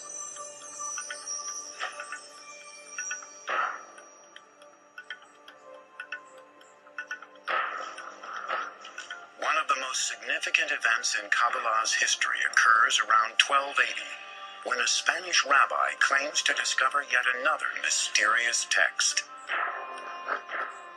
This will soon become the single most important book in Kabbalah. It is called the Zohar, meaning radiance or splendor in Hebrew. It's really the masterpiece of Kabbalah. The ideas of the Zohar are very radical and very startling.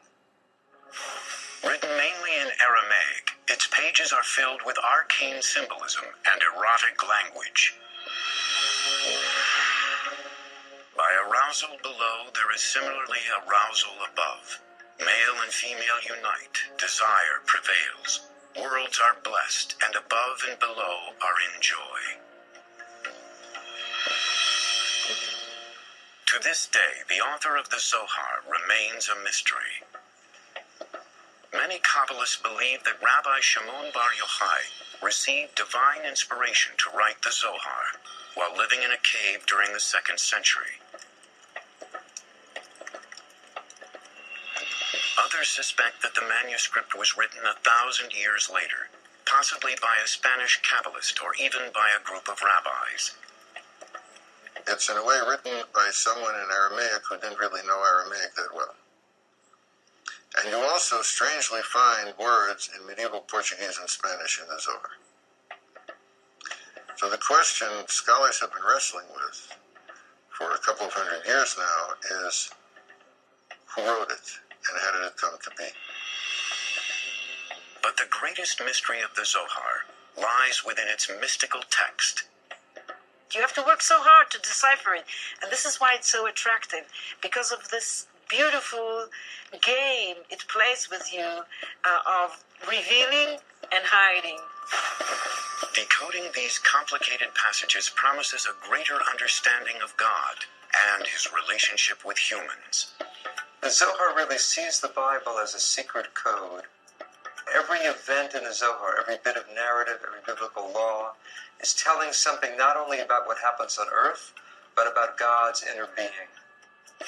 Kabbalists believe that if they can successfully decode the Zohar, they will unlock the mysteries of both heaven and earth. One of these secrets is a startling revelation about God's body and sexuality.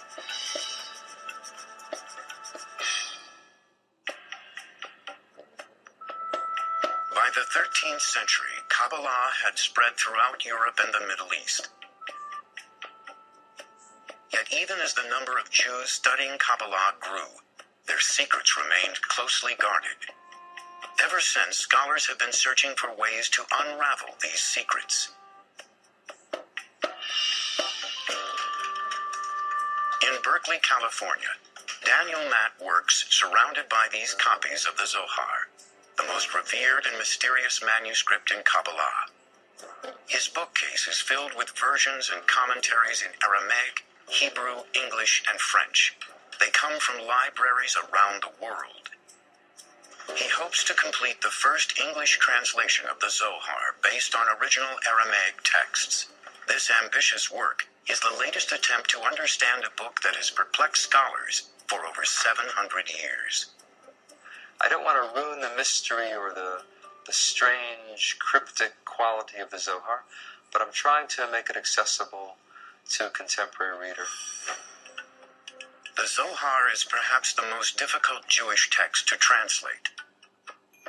Most of its roughly 2,000 pages are in Aramaic, an arcane language that may have been used to further complicate the decoding process. On the surface, the Zohar is a novel which follows Rabbi Shimon Bar Yochai and a group of rabbis on a journey through what is now Israel. They wander through the hills of Galilee, sharing their secret teachings, sometimes running into strange characters on the road. Kabbalists believe that the narrative holds clues that can explain hidden meanings in the Torah or Hebrew scriptures. Several examples can be found by re-examining the book of Genesis. Here, the Zohar overturns the traditional account that God expelled Adam and Eve from the Garden of Eden. The Zohar's interpretation illustrates a revolutionary belief that humans can direct God. But the Zohar asks a very radical question. It says, who kicked whom out of the garden? And the Zohar actually teaches Adam expelled God from the garden. It's as if we're still in the garden. But we don't realize it because we've expelled God. We've lost touch with the spiritual dimension. And the challenge is to regain some awareness, some intimacy with the divine. The further Kabbalists delve into the Zohar, the more cryptic the words become. It has a very rich symbolic system. This is a deliberated means to keep the Zohar for the elite only. The writers probably thought that only those who are spiritual enough will be able to decipher it. The major symbolic code found in the Zohar is the 10 aspects of God's personality, the 10 Sefirot. One popular interpretation shows these characteristics as a map of God's body. Kabbalists believe that if they can understand God's anatomy, they can learn how his powers work. These ancient drawings reveal that God's body is similar to humans. The top symbolizes God's head, which is the source of will, wisdom, and understanding. Below that are symmetrically arranged organs and limbs, representing love, power, beauty, eternity, and splendor. The most unusual part of the diagram contains sensual imagery. The ninth part of God, called the foundation, is the phallus, or procreative life force of the universe.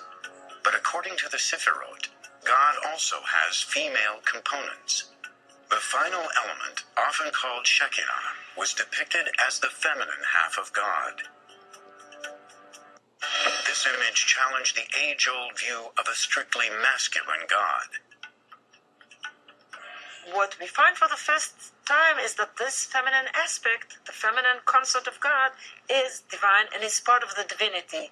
So to unite the male and female halves of God, this becomes the goal of the whole system of the Sefirot. And the Zohar describes that union in very graphic terms. There really is a romance within God and a sexual union. And that's a striking element of the Zohar, probably led to its wide appeal in some ways. This complicated system supported the Kabbalist teaching that humans affect God.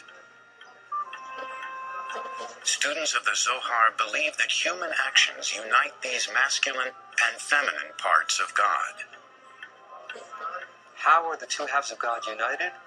Through human virtue, through loving one's neighbor, through helping the poor, through observing the Sabbath, through various interpersonal and ritual commandments, one brings together these two halves of God. You might say that this is how we actualize the divine potential in the world.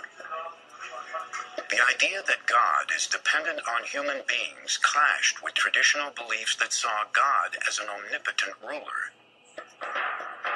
We, and this is, I think, an extraordinary idea of the Kabbalists, we have the ability, through the performance of sacred deeds, to nurture God, to influence God, to affect God, to be able to affect the divine disposition, which then will affect the flow down of divine grace to our world. But in this relationship, human sins create imbalance. In this case, human misdeeds, human unethical conduct, human evil empowers the cosmic evil, or somehow ruins the harmony within God and stimulates evil in the universe. Another revolutionary idea encrypted in the Zohar is that even a seemingly insignificant verse in the Hebrew scriptures can reveal how God feels and acts. In the Zohar, they read the Bible not only as a story about human beings, what's going on in human affairs, but they also read it on a mystical level as a story about what's going on within the inner life of God. According to the Zohar, biblical characters are often metaphors for God's thoughts and actions. The quality of loving kindness, for instance, came to be associated with Abraham in the Bible. So every reference to Abraham doing something was actually viewed as a reference to the role of loving kindness in the world. The Zohar also examines biblical events for hidden meanings. The flood, according to Kabbalah, is happening now. If you don't know that the flood is still going on, then you're drowning, and you don't even know it. So various symbols of chaos and destruction from the Bible were also viewed not in the past tense, but as still unfolding.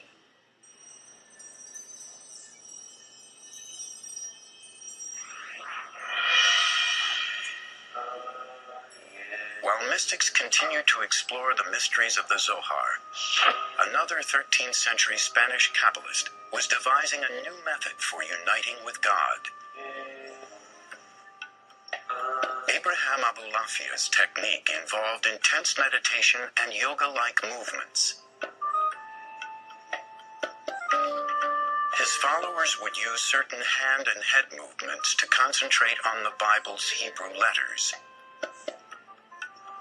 The most ancient idea is that God has multiple names, and these names have power. Abulafia wanted to have a reading of the Bible, according to which the entire Bible speaks solely about God, by transforming the normal Hebrew nouns and verbs into divine names. One of the divine names Abulafia used was the 72-letter name taken from 3 verses in Exodus. When the letters in the verses were combined according to Abulafia's instructions, they spelled one of God's secret names. Through intense meditation on these letters, Abulafia believed the human mind and God's mind would then unite. Some Kabbalists claim that Moses meditated on this name in order to part the Red Sea.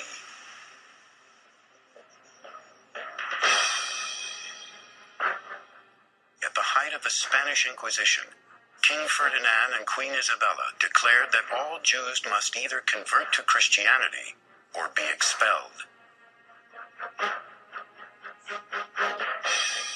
During 1492, over 100,000 Jews fled Spain.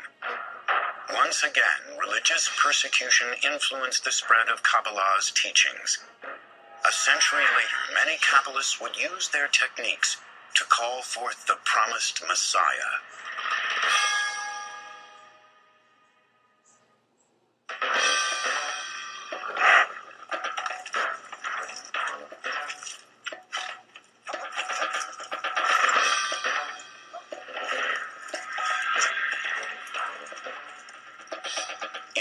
1592, the Spanish Inquisition cast tens of thousands of Jews into exile. Many fled to the Holy Land. 90 miles north of Jerusalem, in the Galilee region, Jewish mystics known as Kabbalists settled in the town of Safed. A number of Kabbalists were attracted to Galilee, partly because Rabbi Shimon Bar Yochai, the hero of the Zohar, had wandered around the Galilee. Today, the dusty, winding roads of Safed are peopled by artists and lined with galleries. 5 centuries ago, however, Kabbalists believed that the Messiah would one day walk these same streets. One of the scriptures, it is being said that the Messiah, when the Messiah will come to Jerusalem, he will first appear in the Galilee. So they sort of want to be the first ones to catch him. The mystical text known as the Zohar taught that good behavior increased God's powers on earth. Based on this philosophy, Kabbalists hoped that a life of holiness would bring forth the Messiah. Kabbalists in Safed strove to become a perfect religious society.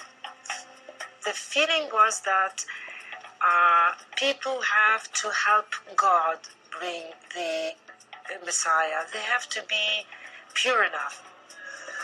They would be up at midnight to say the prayers, and then up again at dawn to pray with the rising of the sun. Kabbalah masters in Safed instructed their followers to engage in meticulous meditation, fasts, and adherence to the Torah. The most famous leader was Rabbi Isaac Luria from Jerusalem.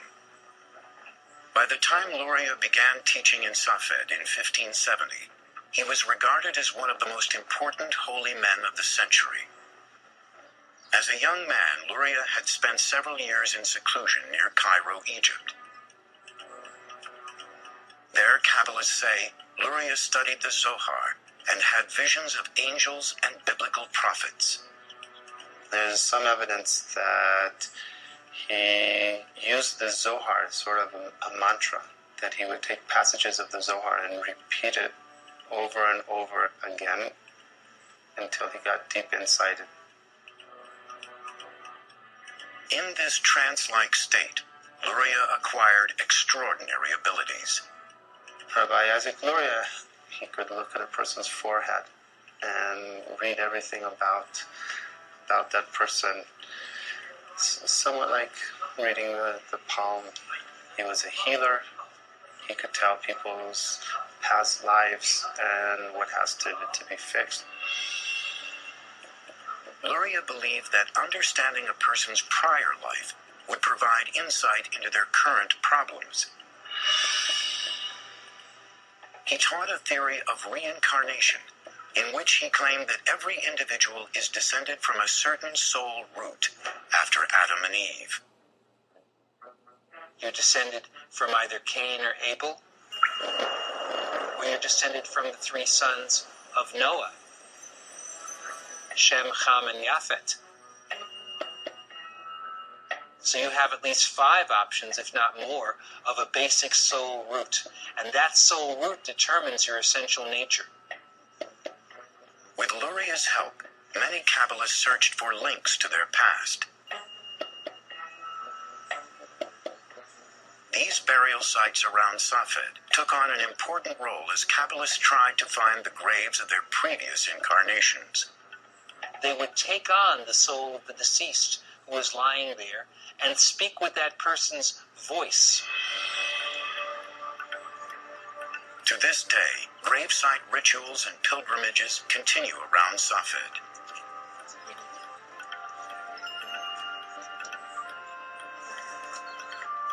Here, followers gather at the tomb of Rabbi Shimon Bar Yochai. Some are practicing Luria's teachings.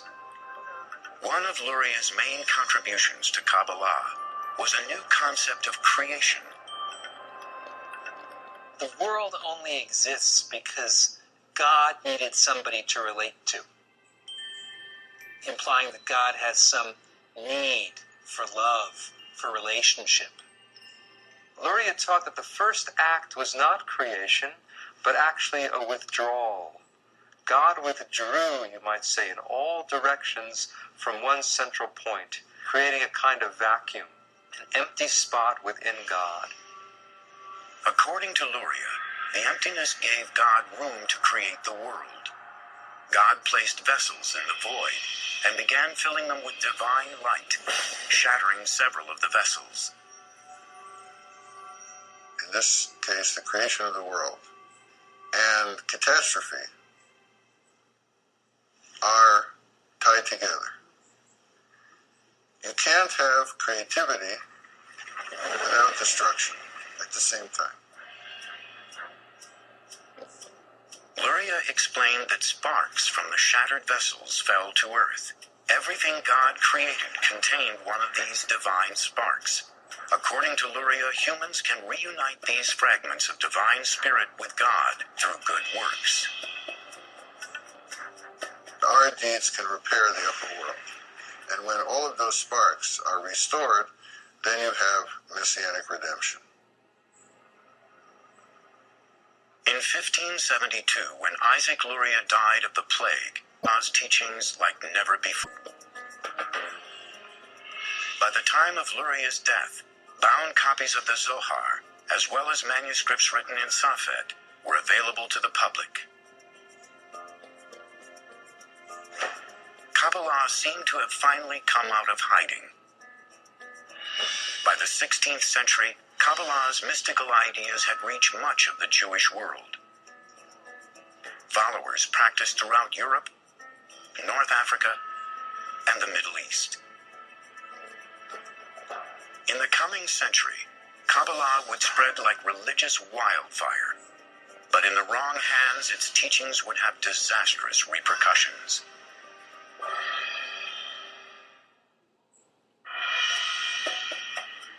The 16th century was marked by the unprecedented spread of the Jewish mysticism known as Kabbalah.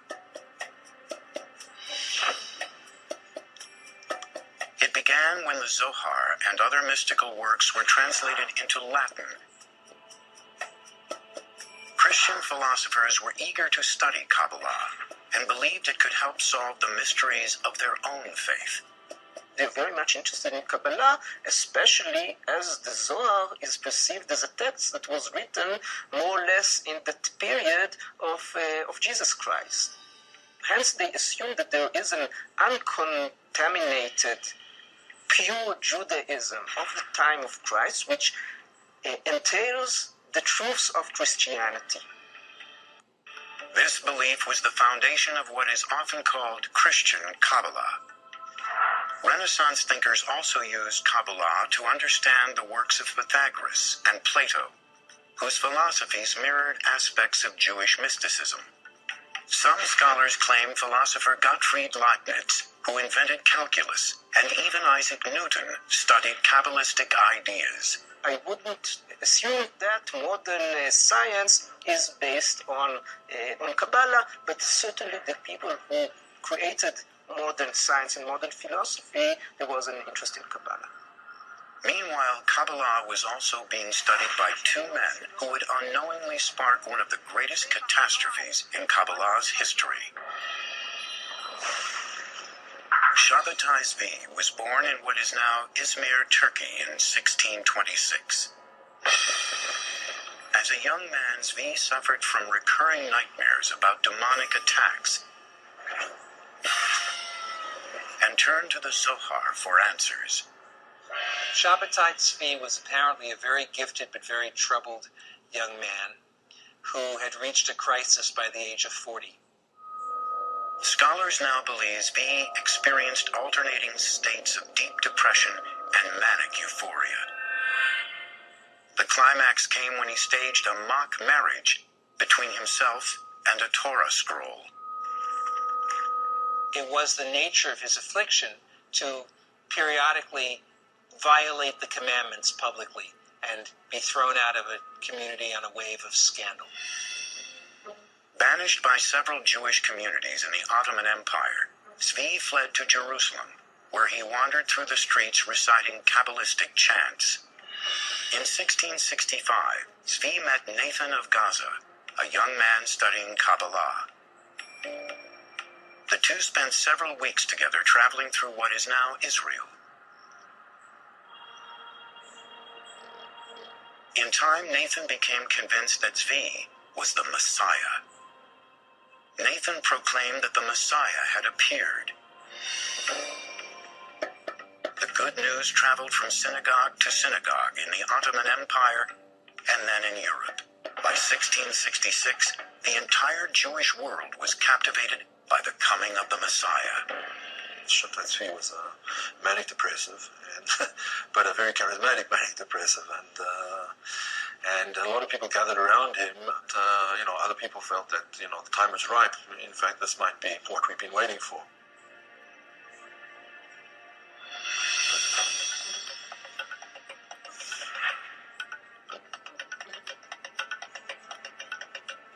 In early 1666, Ottoman soldiers arrested Zvi and brought him to the Sultan's palace in what is now Turkey.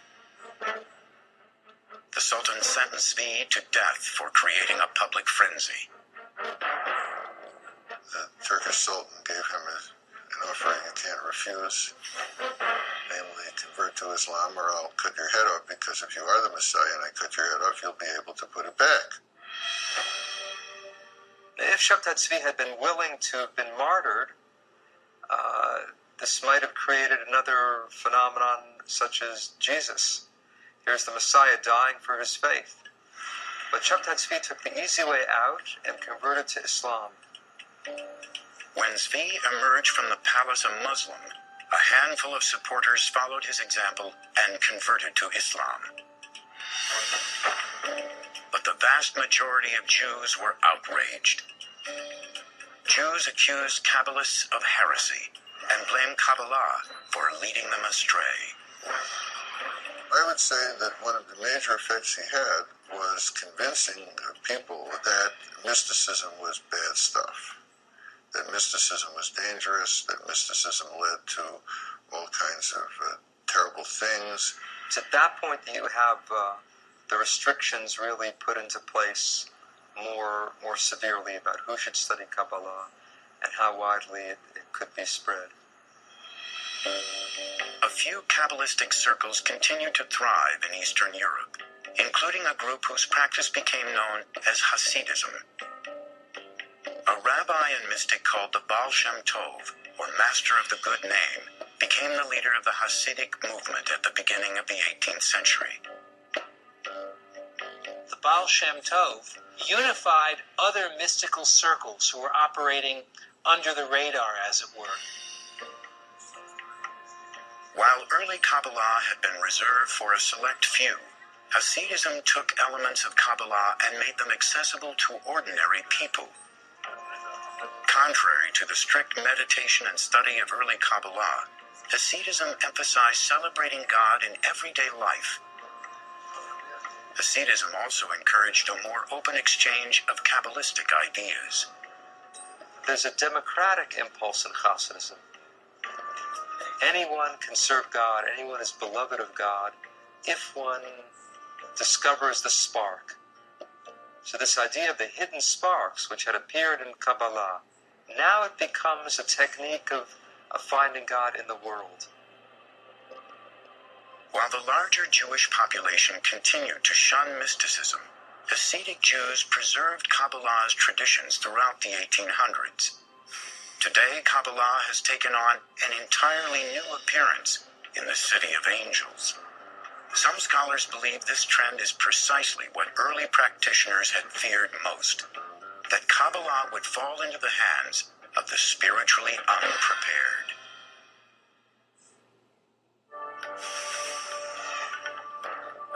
Kabbalah achieved widespread popularity for the first time in the late 1600s. But when the mystical practice became linked to a false messiah, Kabbalists across Europe and the Middle East were shunned.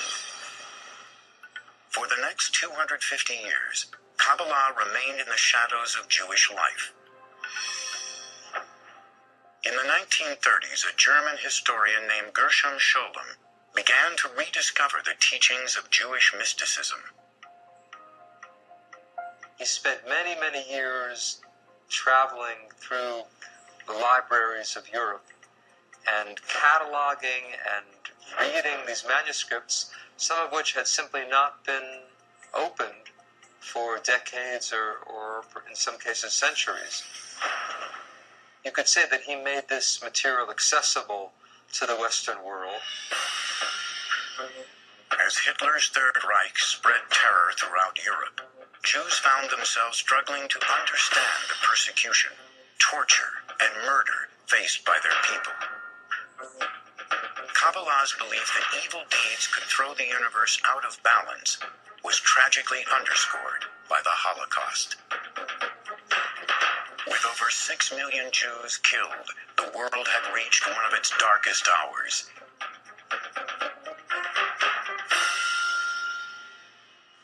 Yet Jews and Kabbalists were also hopeful that the world could be repaired. At times of crisis, at times of suffering, when people are trying to satisfy their own need for order and meaning and fulfillment, mysticism can provide some of the answer to that.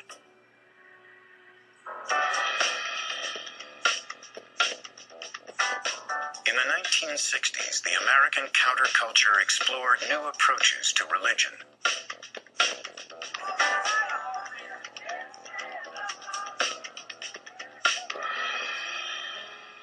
One of those spiritual seekers was Philip Berg, a rabbi from New York. In the late 1960s, Berg traveled to Israel, where he delved into Kabbalah's teachings. Berg soon devoted himself to studying the ancient practice. His goal was to share Kabbalah with the masses. He reshapes it by presenting it in a way that someone who's not versed in Kabbalistic text and doesn't know much even about Judaism can understand these ideas and apply them for his way of life. Berg's simplified interpretation of Kabbalah spread quickly. At the beginning of the 1970s, Berg opened his first Kabbalah center in Tel Aviv. During the 1980s, Philip Berg and his family constructed a Kabbalah empire based here in Los Angeles. Today, what is known as the Kabbalah Center has several million followers and operates branches in nearly 100 cities, making it the largest Kabbalistic organization in the world. Here at the LA headquarters, Kabbalah has caught the attention of celebrities seeking a spiritual dimension to their lives. Berg's two sons help promote the concept that unlike the restricted Kabbalah of the past, this practice is open to all.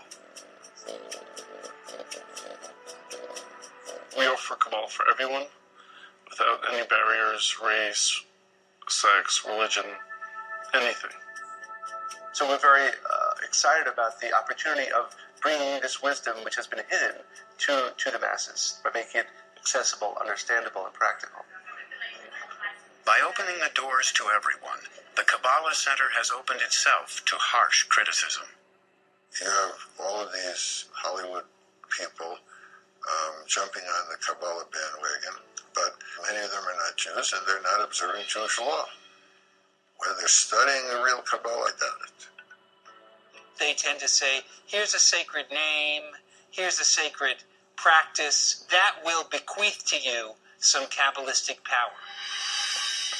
The Kabbalah Center emphasizes ancient practices such as meditating on the 72 names of God and making pilgrimages to Kabbalist sites in Israel, like Madonna did in 2004. A pop star called Madonna adopting Kabbalah. I think this is, in a nutshell, this is postmodern cult spirituality for you. It's really a match made in heaven between Kabbalah Center and Madonna. Wearing religious objects is also popular, such as tying a red string around the wrist to ward off evil forces. The practical Kabbalah, the world of amulets as it is today, is an aspect that they can touch, that they can read, that they can feel, that's physical. And these are all things for which theoretical Kabbalah doesn't touch them, doesn't reach them. Your Kabbalah is study Kabbalah not in order to understand the universe, the secrets of the universe, but in order to find a practical way of making your life better. Decoding Kabbalah has been a complex mystical journey for thousands of years, and the quest to control its secrets continues to this day. I think there is a struggle of possession of Kabbalistic knowledge. Who's in the possession of interpreting it and explaining its worth and significance to the world? Okay, you could have a thought that can connect you to God. That's what Kabbalah is about. This true, serious, deep study of Kabbalah is going on and will continue. I'm sure that a lot of them who are not, the not sincere ones will simply drop out sooner or later. Many followers say that even with absolute dedication, it is impossible to discover all the hidden meanings within Kabbalah. But there's another whole level to Kabbalism. There's so many layers and levels of Kabbalah that you could take your whole life and you're still not going to finish learning the universe of Kabbalah. This ancient mystical wisdom will no doubt continue to reveal new mysteries to the modern world. People search for new techniques and means and paths to make their lives spiritual. So I think as long as there will be humanity, there will be mysticism. It's something very ancient and something very immediate and contemporary at the same time. And I think that's what makes Kabbalah so intriguing, is that it's both new and ancient.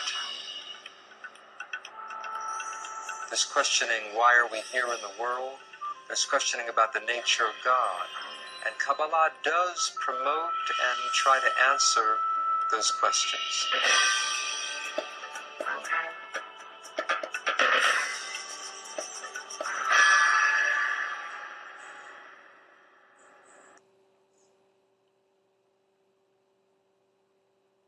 The entire oral tradition was not written down. The oral tradition was given to Moses at the same time that he was given the tablets and given the written Torah, the 5 books of Moses. He was also given an oral tradition at that time, and that was also handed down for many, many centuries. In fact, until the 2nd century, it was handed down, and then it was written, it was handed down orally, with people making notes and things like that, but there was no formal written oral tradition. But because of the persecutions they were suffering under the Romans and the fear that much of the oral tradition was going to be lost, so some of the sages, under the leadership and guidance I was from northern Alberta, this rough little town up in northern Alberta called Fairview, and there were long winters there, and my friends were heavy drinkers, and most of them dropped out of school by the time they were 15 or 16, went off to work on the oil rigs, and it was a rough town, and we drank a lot. I started when I was 14, and and so I had a lot of bad habits, let's say, and things that were, and I wasn't in great shape physically, and I was also still intellectually obsessed as I am now, and so that would have been in 85. But I decided around then, about 85, 84, something like that, maybe a little earlier, that I was really going to try to get my act together, and so I started doing that. First of all, I quit smoking. Well, that took a long time because I eventually had to quit drinking too in order to quit smoking, and I started working out, started playing sports, which I'd never done. I was a small kid. I'd been skipped a grade, and I was small for my age, so sports were never, especially team sports, were never really a domain of expertise for me. Although I skied and went trapping with my dad, went cross-country skiing and camping and all that. But when I went to graduate school, I started swimming. The first physical exercise routine I did. I enrolled in a swimsercise course, I think it was called. So it was me and this like really overweight kid and like these 60-year-old women, and man, they could out exercise me like mad. It was really embarrassing. Me and the overweight kid, you know, we'd be just panting ourselves 3/4 to death at the end of the bloody workout, and these 60-year-old women who weren't in great shape were like, you know, chatting away as if nothing was going on at all in the pool. So that was quite embarrassing, and as was going to the weight room, you know, because when I started I could barely bench press 75 pounds, and people used to keep coming over and helping me, which was the last thing I bloody well wanted, but certainly needed. And I got to the point where I could bench press 225 pounds. I think that was the best I did, and I gained about 30 pounds of muscle in a year and a half. So that was a good thing. So like I was kind of a wild man, and you know, I'm a little bit manic in my temperament, so you know, I was kind of going every direction at the same time. So, and you know, I don't regret that. I had a fine time when I was a kid, but I needed really to get disciplined, and I had to do it because I was working on these hard problems that, you know, that I've been discussing with all of you, and I've been working on them really, you know, obsessively since I was probably about 18, maybe even earlier than that.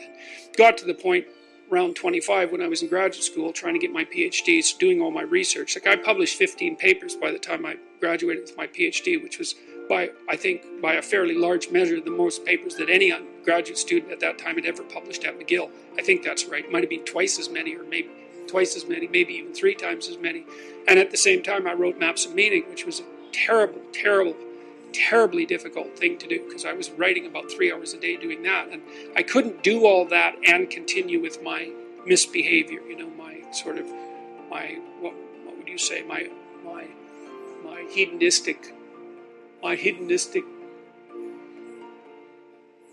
massive hedonistic consumption of alcohol and all of that. I just couldn't keep it up, and also work seriously on the issues that were at hand. So, you know, I had to stop. That's a sacrifice. I had to stop messing about and straighten myself out. And I got married. Well, the woman who's my wife, Tammy, who I've known since she was 8 years old, she lived across the street from me in this little town called Fairview, and I was in love with her like the first time I saw her, which is quite the bloody thing.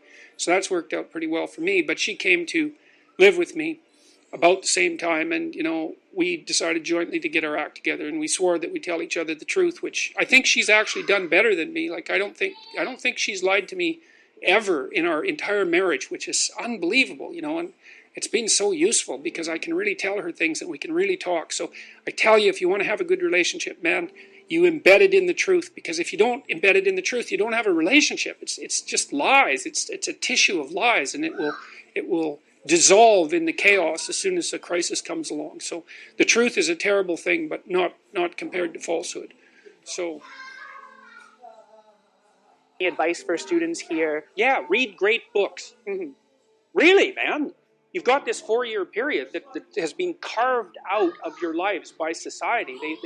It's given you an identity, like a high-quality identity, and freedom at the same time. And you're not going to get that again in your life. You've got a respectable identity, university student, and complete freedom associated with that, or as near as you're ever going to get. And you've got these unbelievable libraries that are full of the writings of people who are intelligent and articulate beyond comprehension. And you know, and you can go there and you can learn all this. And you might think, well, why should you learn it? Well, you learn it to get a job, or you learn it to get good grades, or you learn it to get a degree, and that's all nonsense. It's nonsense. The reason that you come to university to be educated is because there is nothing more powerful than someone who is articulate and who can think and speak. Power, and I mean power of the best sort. It's authority and influence and respectability and competence. And so you come to university to craft your highest skill, and your highest skill is to be found in articulate speech. And if you're a master at formulating your arguments, you win. Is to be found in articulated speech. And if you're a master at formulating your arguments, you win everything. And better than that, when you win everything, everyone around you wins too. Because to transform yourself into, let's consider your transformation to something approximating the logos. It means you shine a light on the whole world. Well, there's nothing more exciting to do than that. There's nothing better you can possibly do. And to think that you're coming to university to be, trained to have a job, it's like, great, that's a hell of a lot better than being unemployed and covered with Cheeto dust while you're snacking away in front of your video game in the basement. But it's not and I don't have anything against video games, by the way, but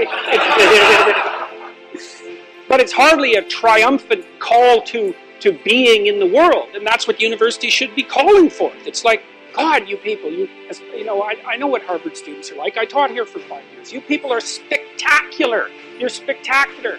You're all capable of being world beaters. You transform yourself into something that's articulated and sensible and grounded in history and knowledgeable and wise, man. You can do anything you want, and hopefully anything you want for good. Because if you have any sense, everything you want to do would be for the good, because there's nothing more compelling or meaningful or useful in combating the tragedy of life than to struggle with all your soul on behalf of the good. And the universities have forgotten that. It's why everyone's bailing out of the humanities, and they should. The humanities are corrupt.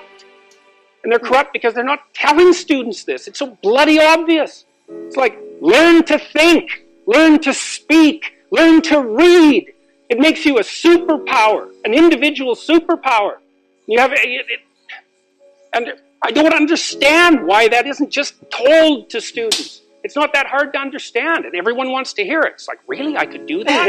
I could do that? It's like, yeah, really, you could do that. And the whole society around you has labored for really thousands of years to provide every single one of you with this spectacular opportunity that you have while you're undergraduates and graduate students here, man. Everyone's just praying that you would come here and manifest everything that you could manifest. And that's what you should be doing, instead of waving placards and complaining about how you're oppressed, for God's sake. You see these Yale students complaining about their oppression. It just leaves me aghast. It's like, well, we're against the ruling class. It's like, no, you're baby ruling class members. You're young.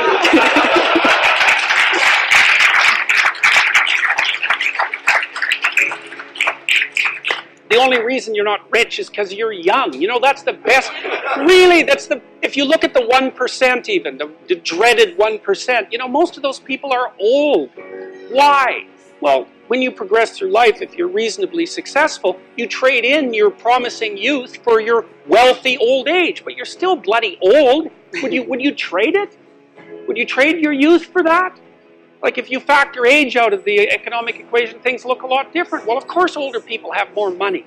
If they have any sense, they've been collecting it for their whole life. Is that somehow unfair?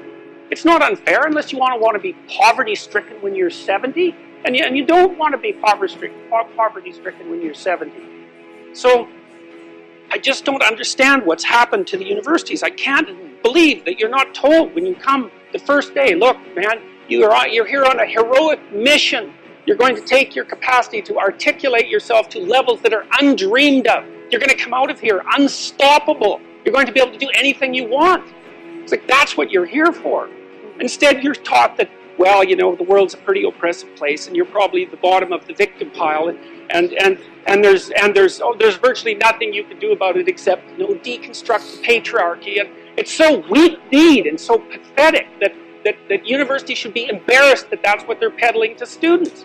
I'm embarrassed by it. I've gone on public record telling parents, bloody well send your boys to trade school, because at least they'll learn something useful. And that's a terrible thing for someone like me to say, because I do believe that that being articulated and educated in the highest possible manner there's nothing that's better for you and for society. And why have the universities forgotten this? Well, that's postmodern neo-Marxism for you, then the philosophy of intense resentment and oppression and group identity, and God, it's just pathetic. Dr. Pearson, I think a lot of students here would agree with you that one of the main purposes of education at college, particularly at Harvard, is to develop their sense of articulation, their ability to read, their ability to critically think. But then what comes after? Particularly at Harvard, there's a big discussion on what is a good life? What does it mean to use those skills that we get here, and then we graduate? What do we do from there? Stop unnecessary suffering. That's what you do. That's your calling. It's like you say, well, what do you do after you graduate? Well, if you graduate articulated and powerful, There will be people giving you so many opportunities you won't even be able to keep up with them. You know, and I've worked with very, very competent people in many different domains in my life, hyper-competent people. And I can tell you some very interesting things about hyper-competent people. The first thing is they are not selfish and they're not greedy. And one of the great pleasures in their lives is to find people who have the capacity to also be hyper-competent and to open doors for them as rapidly as they can possibly be opened. They delight in that because there's very few things that are more intrinsically meaningful if you're an accomplished person than to find young people who have the possibility of being accomplished and say, hey, look, here's an opportunity for you. It's like, go out there, man, kill it. And then they go out there and kill it, and you think, right on, man. Here's another opportunity. Why don't you go out there and nail that, too? And you think, no, they're all hoarding their wealth, and they're not going to share it with anyone. It's like, that's absolute, complete rubbish. And so you don't even have to worry about what you're going to do after you graduate from here if you turn yourself into half of what you could be, because people will be dying to offer you every opportunity that you can possibly make use of. So it's a moot point. The world is always desperately short of people who can think and speak. And you think, well, I won't be made use of. Well, first of all, you can't say that if you're at Harvard, for God's sake. I mean, people already figured out who you are. They've already figured it out. And they're offering you the world on a gold platter. Take it. It's yours. Take it. It's like, great, man. Put yourself together and deserve it. That would be great. And that's what everyone wants. It's what your parents want. It's also what you want. You know it. It's what you want. It's what women want from men. It's what men want from women. It's like for you to be who you could be. And the highest faculty of the human being is articulated speech. It's the divine faculty. And there is nothing more powerful than that. There's nothing that's even in the same league. And so if you don't have faith in that, then your priorities are misplaced. And I can't even understand why you wouldn't have faith in that being, say, Harvard students, because look where it's got you already. You know, you're already sitting on top of the world. So deserve it, make use of it.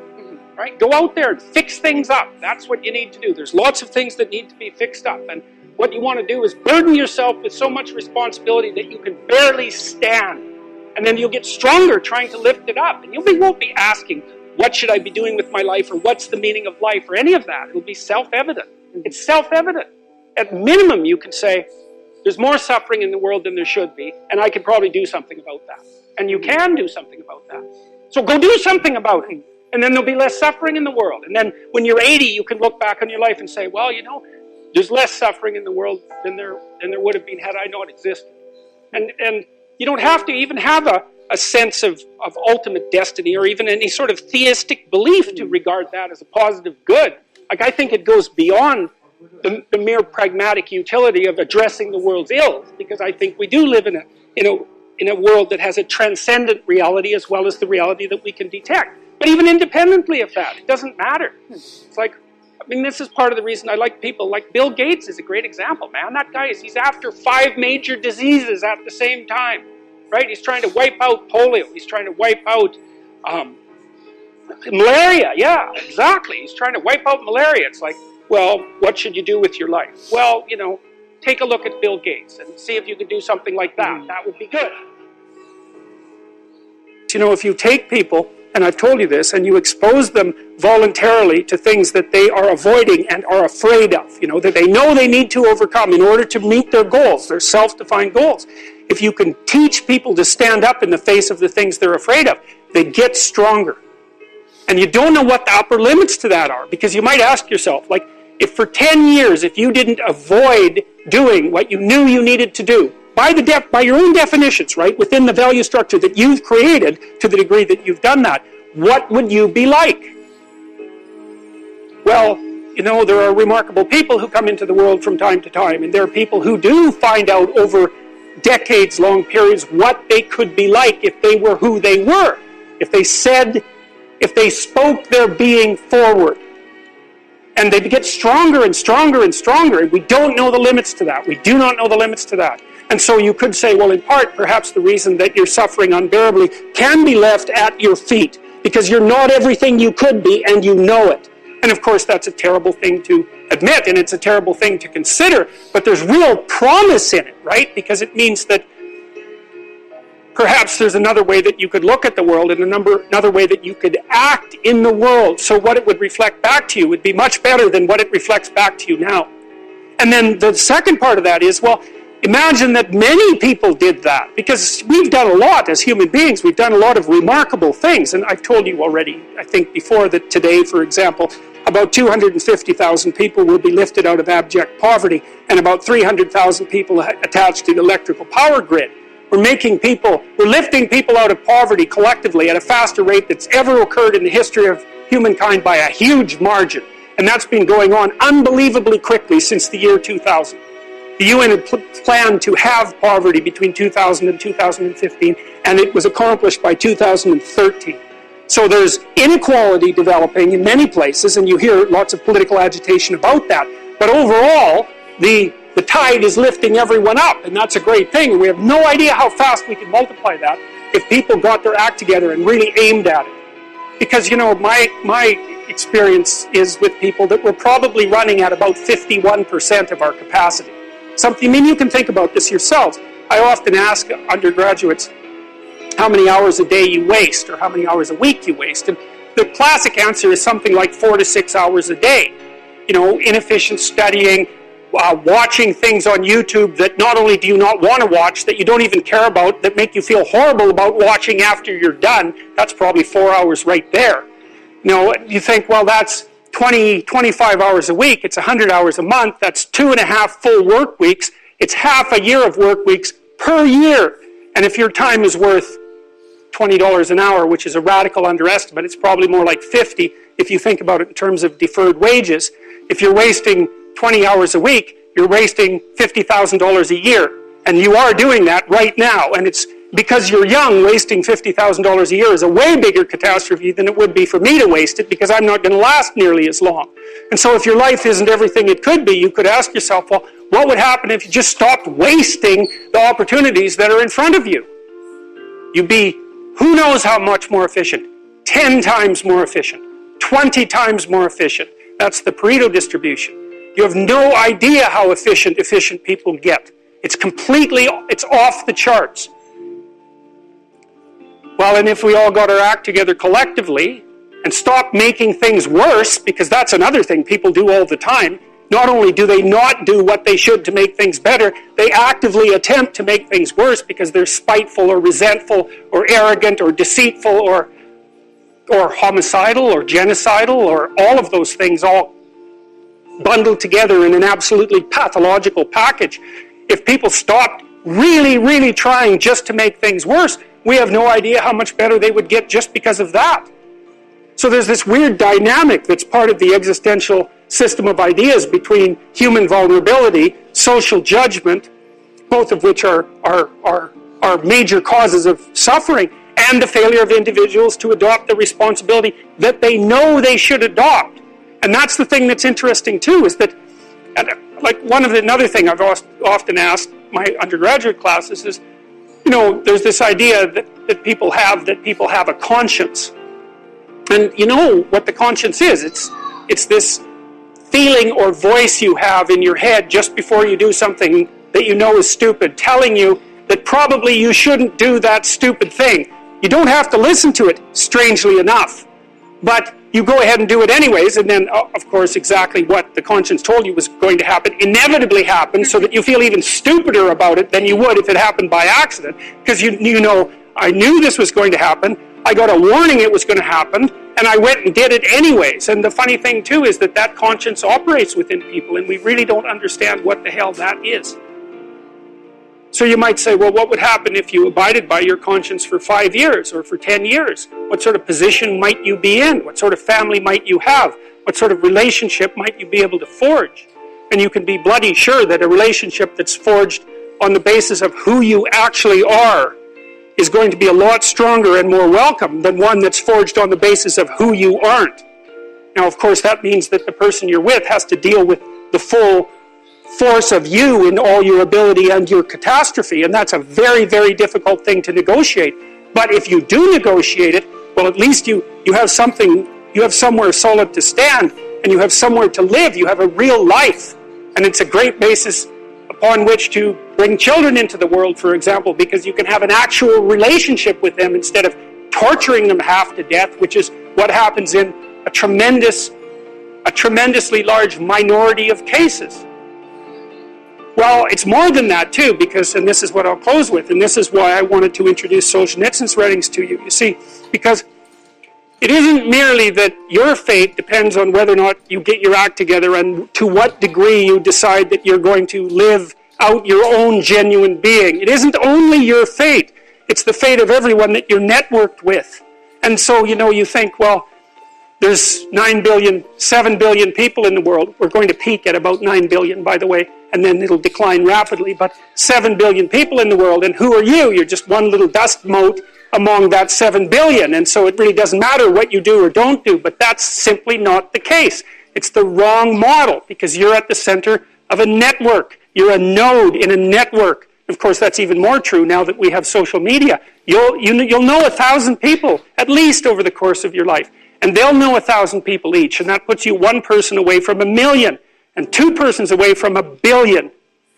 And so that's how you're connected. And the things you do, they're like dropping a stone in a pond. The ripples move outward, and they affect things in ways that you can't fully comprehend. And it means that the things that you do and that you don't do are far more important than you think.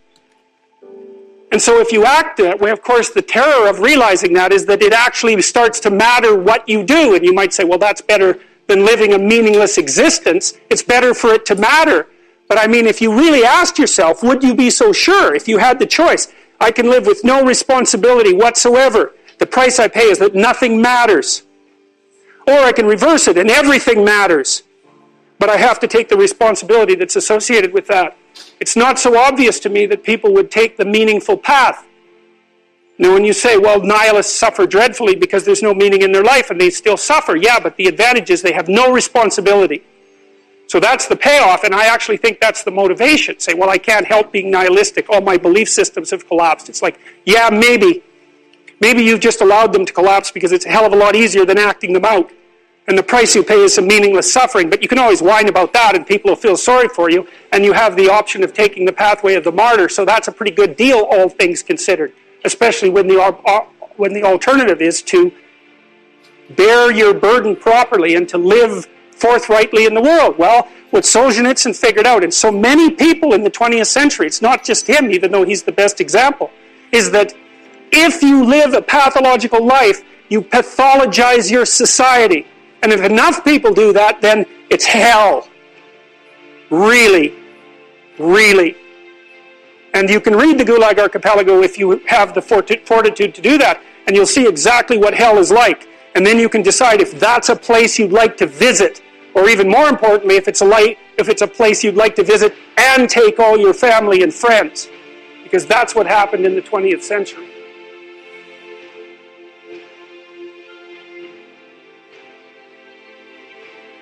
If you're hungry, it's not a deterministic drive. It's a subpersonality that has a goal, and then it has a bunch of action patterns that are going to work in reference to that goal. It has a bunch of perceptions that suit that goal, and it organizes your emotional responses around that goal. And so to think about it as a personality is a much more intelligent way to look at it. One other thing about Skinner's rats, Skinner could get rats to do almost everything, and he would reward them with food. And so he had a simple rat model, but his rats were starved down to 75% of their normal body weight. So not only were they not social, gregarious rats, like rats are, because they were isolated, they were genetically altered from wild rats, but they also weren't as complex as a real rat because they were starving. And so, but a starving rat is a pretty good model of a rat, and a rat is a pretty good model of a person. But a lot of our models of simple behavioral learning were based on starving, isolated rats. So, anyways, how to think about motivation? We'll think about it from the hypothalamic perspective. So we could say one thing that motivation does is set goals. And we could say that emotions track progress towards goals. And I'm going to use that schema, even though it's not exactly right. So you say, well, motivation determines where you're going to aim. So if you're hungry, you're going to aim at something to eat. And then that will organize your perceptions so that you zero out everything that isn't relevant to that task, which is almost everything. You concentrate on those few things that are going to facilitate your movement forward. When you encounter those things, that produces positive emotion as you move through the world towards your goal, and you see that things are laying themselves out that facilitate your movement forward. Those things cause positive emotion.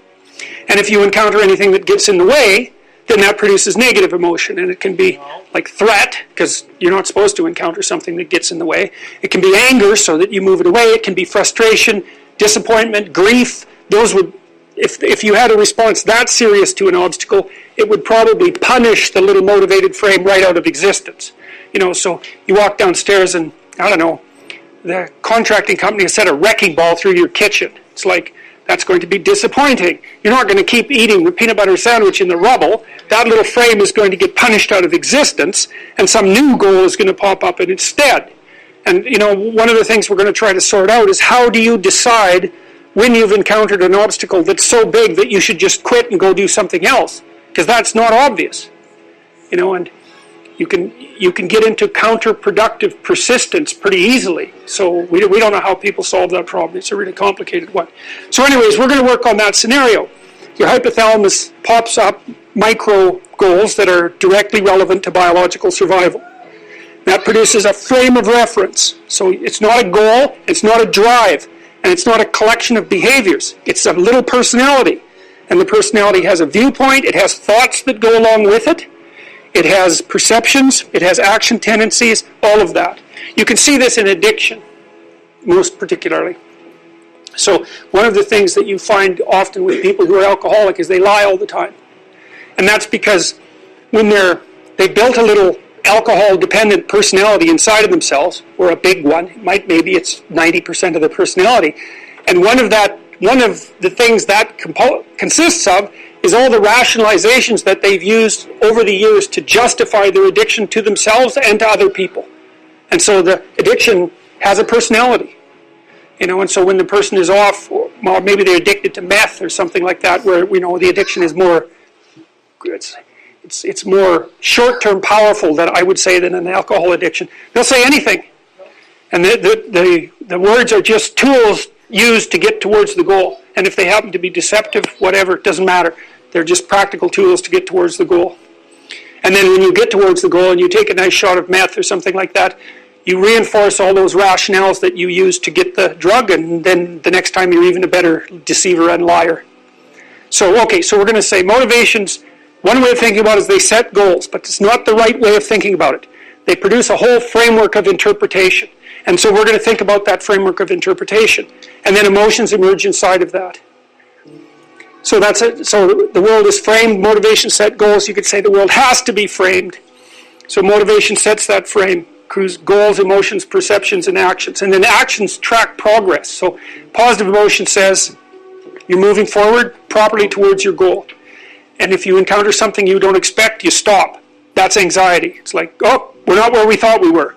And so we don't know what to do. So we should stop because we don't know where we are or what we're doing. Stop, frozen. And then the more powerful negative emotions like pain, they might make you get out of there. So emotions, forward, stop, reverse. That's your emotions within that motivated frame. So, and that's another example of how your mind is embedded in your body. Your emotions are like they're offshoots of action tendencies. That's the right way to think about it. Because action is everything, fundamentally. So what are some basic motivations? Most of these are regulated by the hypothalamus, by the way, and that tells you just how important a control system it is.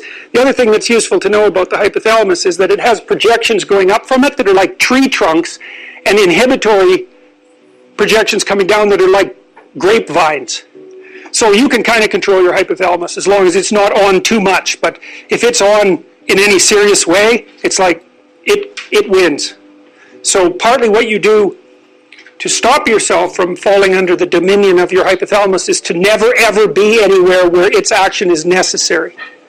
Right? You don't want to go into a biker bar because you might find yourself in a situation where panicked defensive aggression is immediately necessary.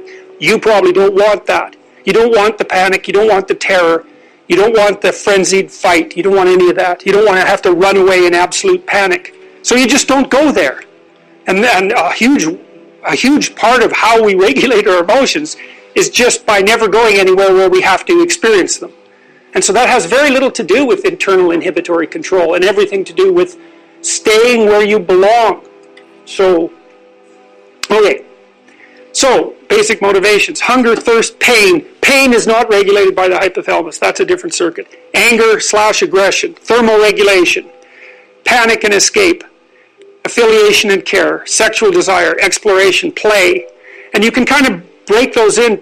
You can kind of break those into the classic Darwinian categories too, and say, well, there's a set of motivations that go along with self-maintenance. That'd be your survival. Ingestive and defensive. See, I've sort of coded them there. So the self-maintenance, there's an ingestive set of basic motivations that go with self-maintenance. You say that's hunger, thirst. There's a set of defensive motivations, pain, anger, thermoregulation, panic, and escape. And then there's motivations that are associated with reproduction, affiliation, care, and sexual desire. And then I put exploration and play sort of outside of that. I would say because those two things serve both of these approximately equally.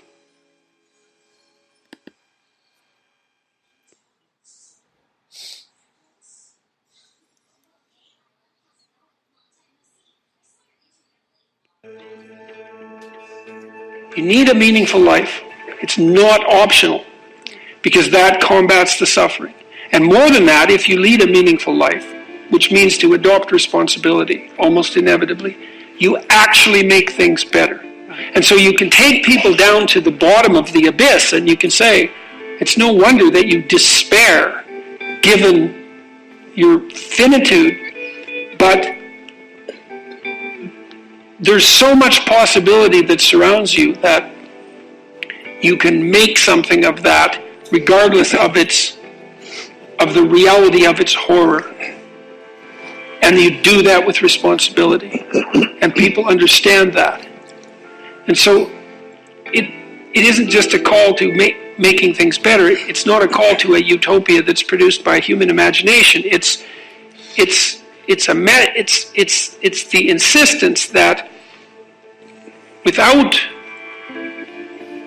the proper engagement in truth, that your life will degenerate and you will end up embittered and in hell. And so the conversation just hasn't been serious enough, I would say. And that's especially bad for young people. You know, one of the things I tell young people all the time, I'm not a very typical psychologist in this regard, because psychologists like to pat people on the head and say, you're all right the way you are.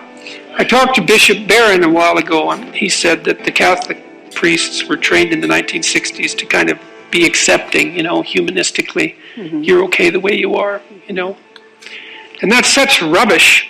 It's like, not only are you not okay the way you are, you don't think that anybody else is okay the way they are either. And you don't think your children are okay the way they are, like you love them and all that, but you don't want them to stay 3 years old their entire life. You want them to expand and improve and become who they are. And so, instead of telling young people that they're okay the way they are, I tell them that, and it's a terrible message for them if they're desperate. So let's say 10% of the people in my audience are young, maybe they're young men, just for the sake of argument, and they're like not in good shape. They don't have any goals. They're drinking too much. They're watching pornography all the time. They've got no aim. They've got no structure in their life, and they're just bloody miserable. And the misery is twisting them into malevolence, because enough misery will absolutely do that to you. And then what are you going to do? And come along and say, well, you're okay the way you are? It's like, that's the last thing they want to hear. It's like, get your damn act together.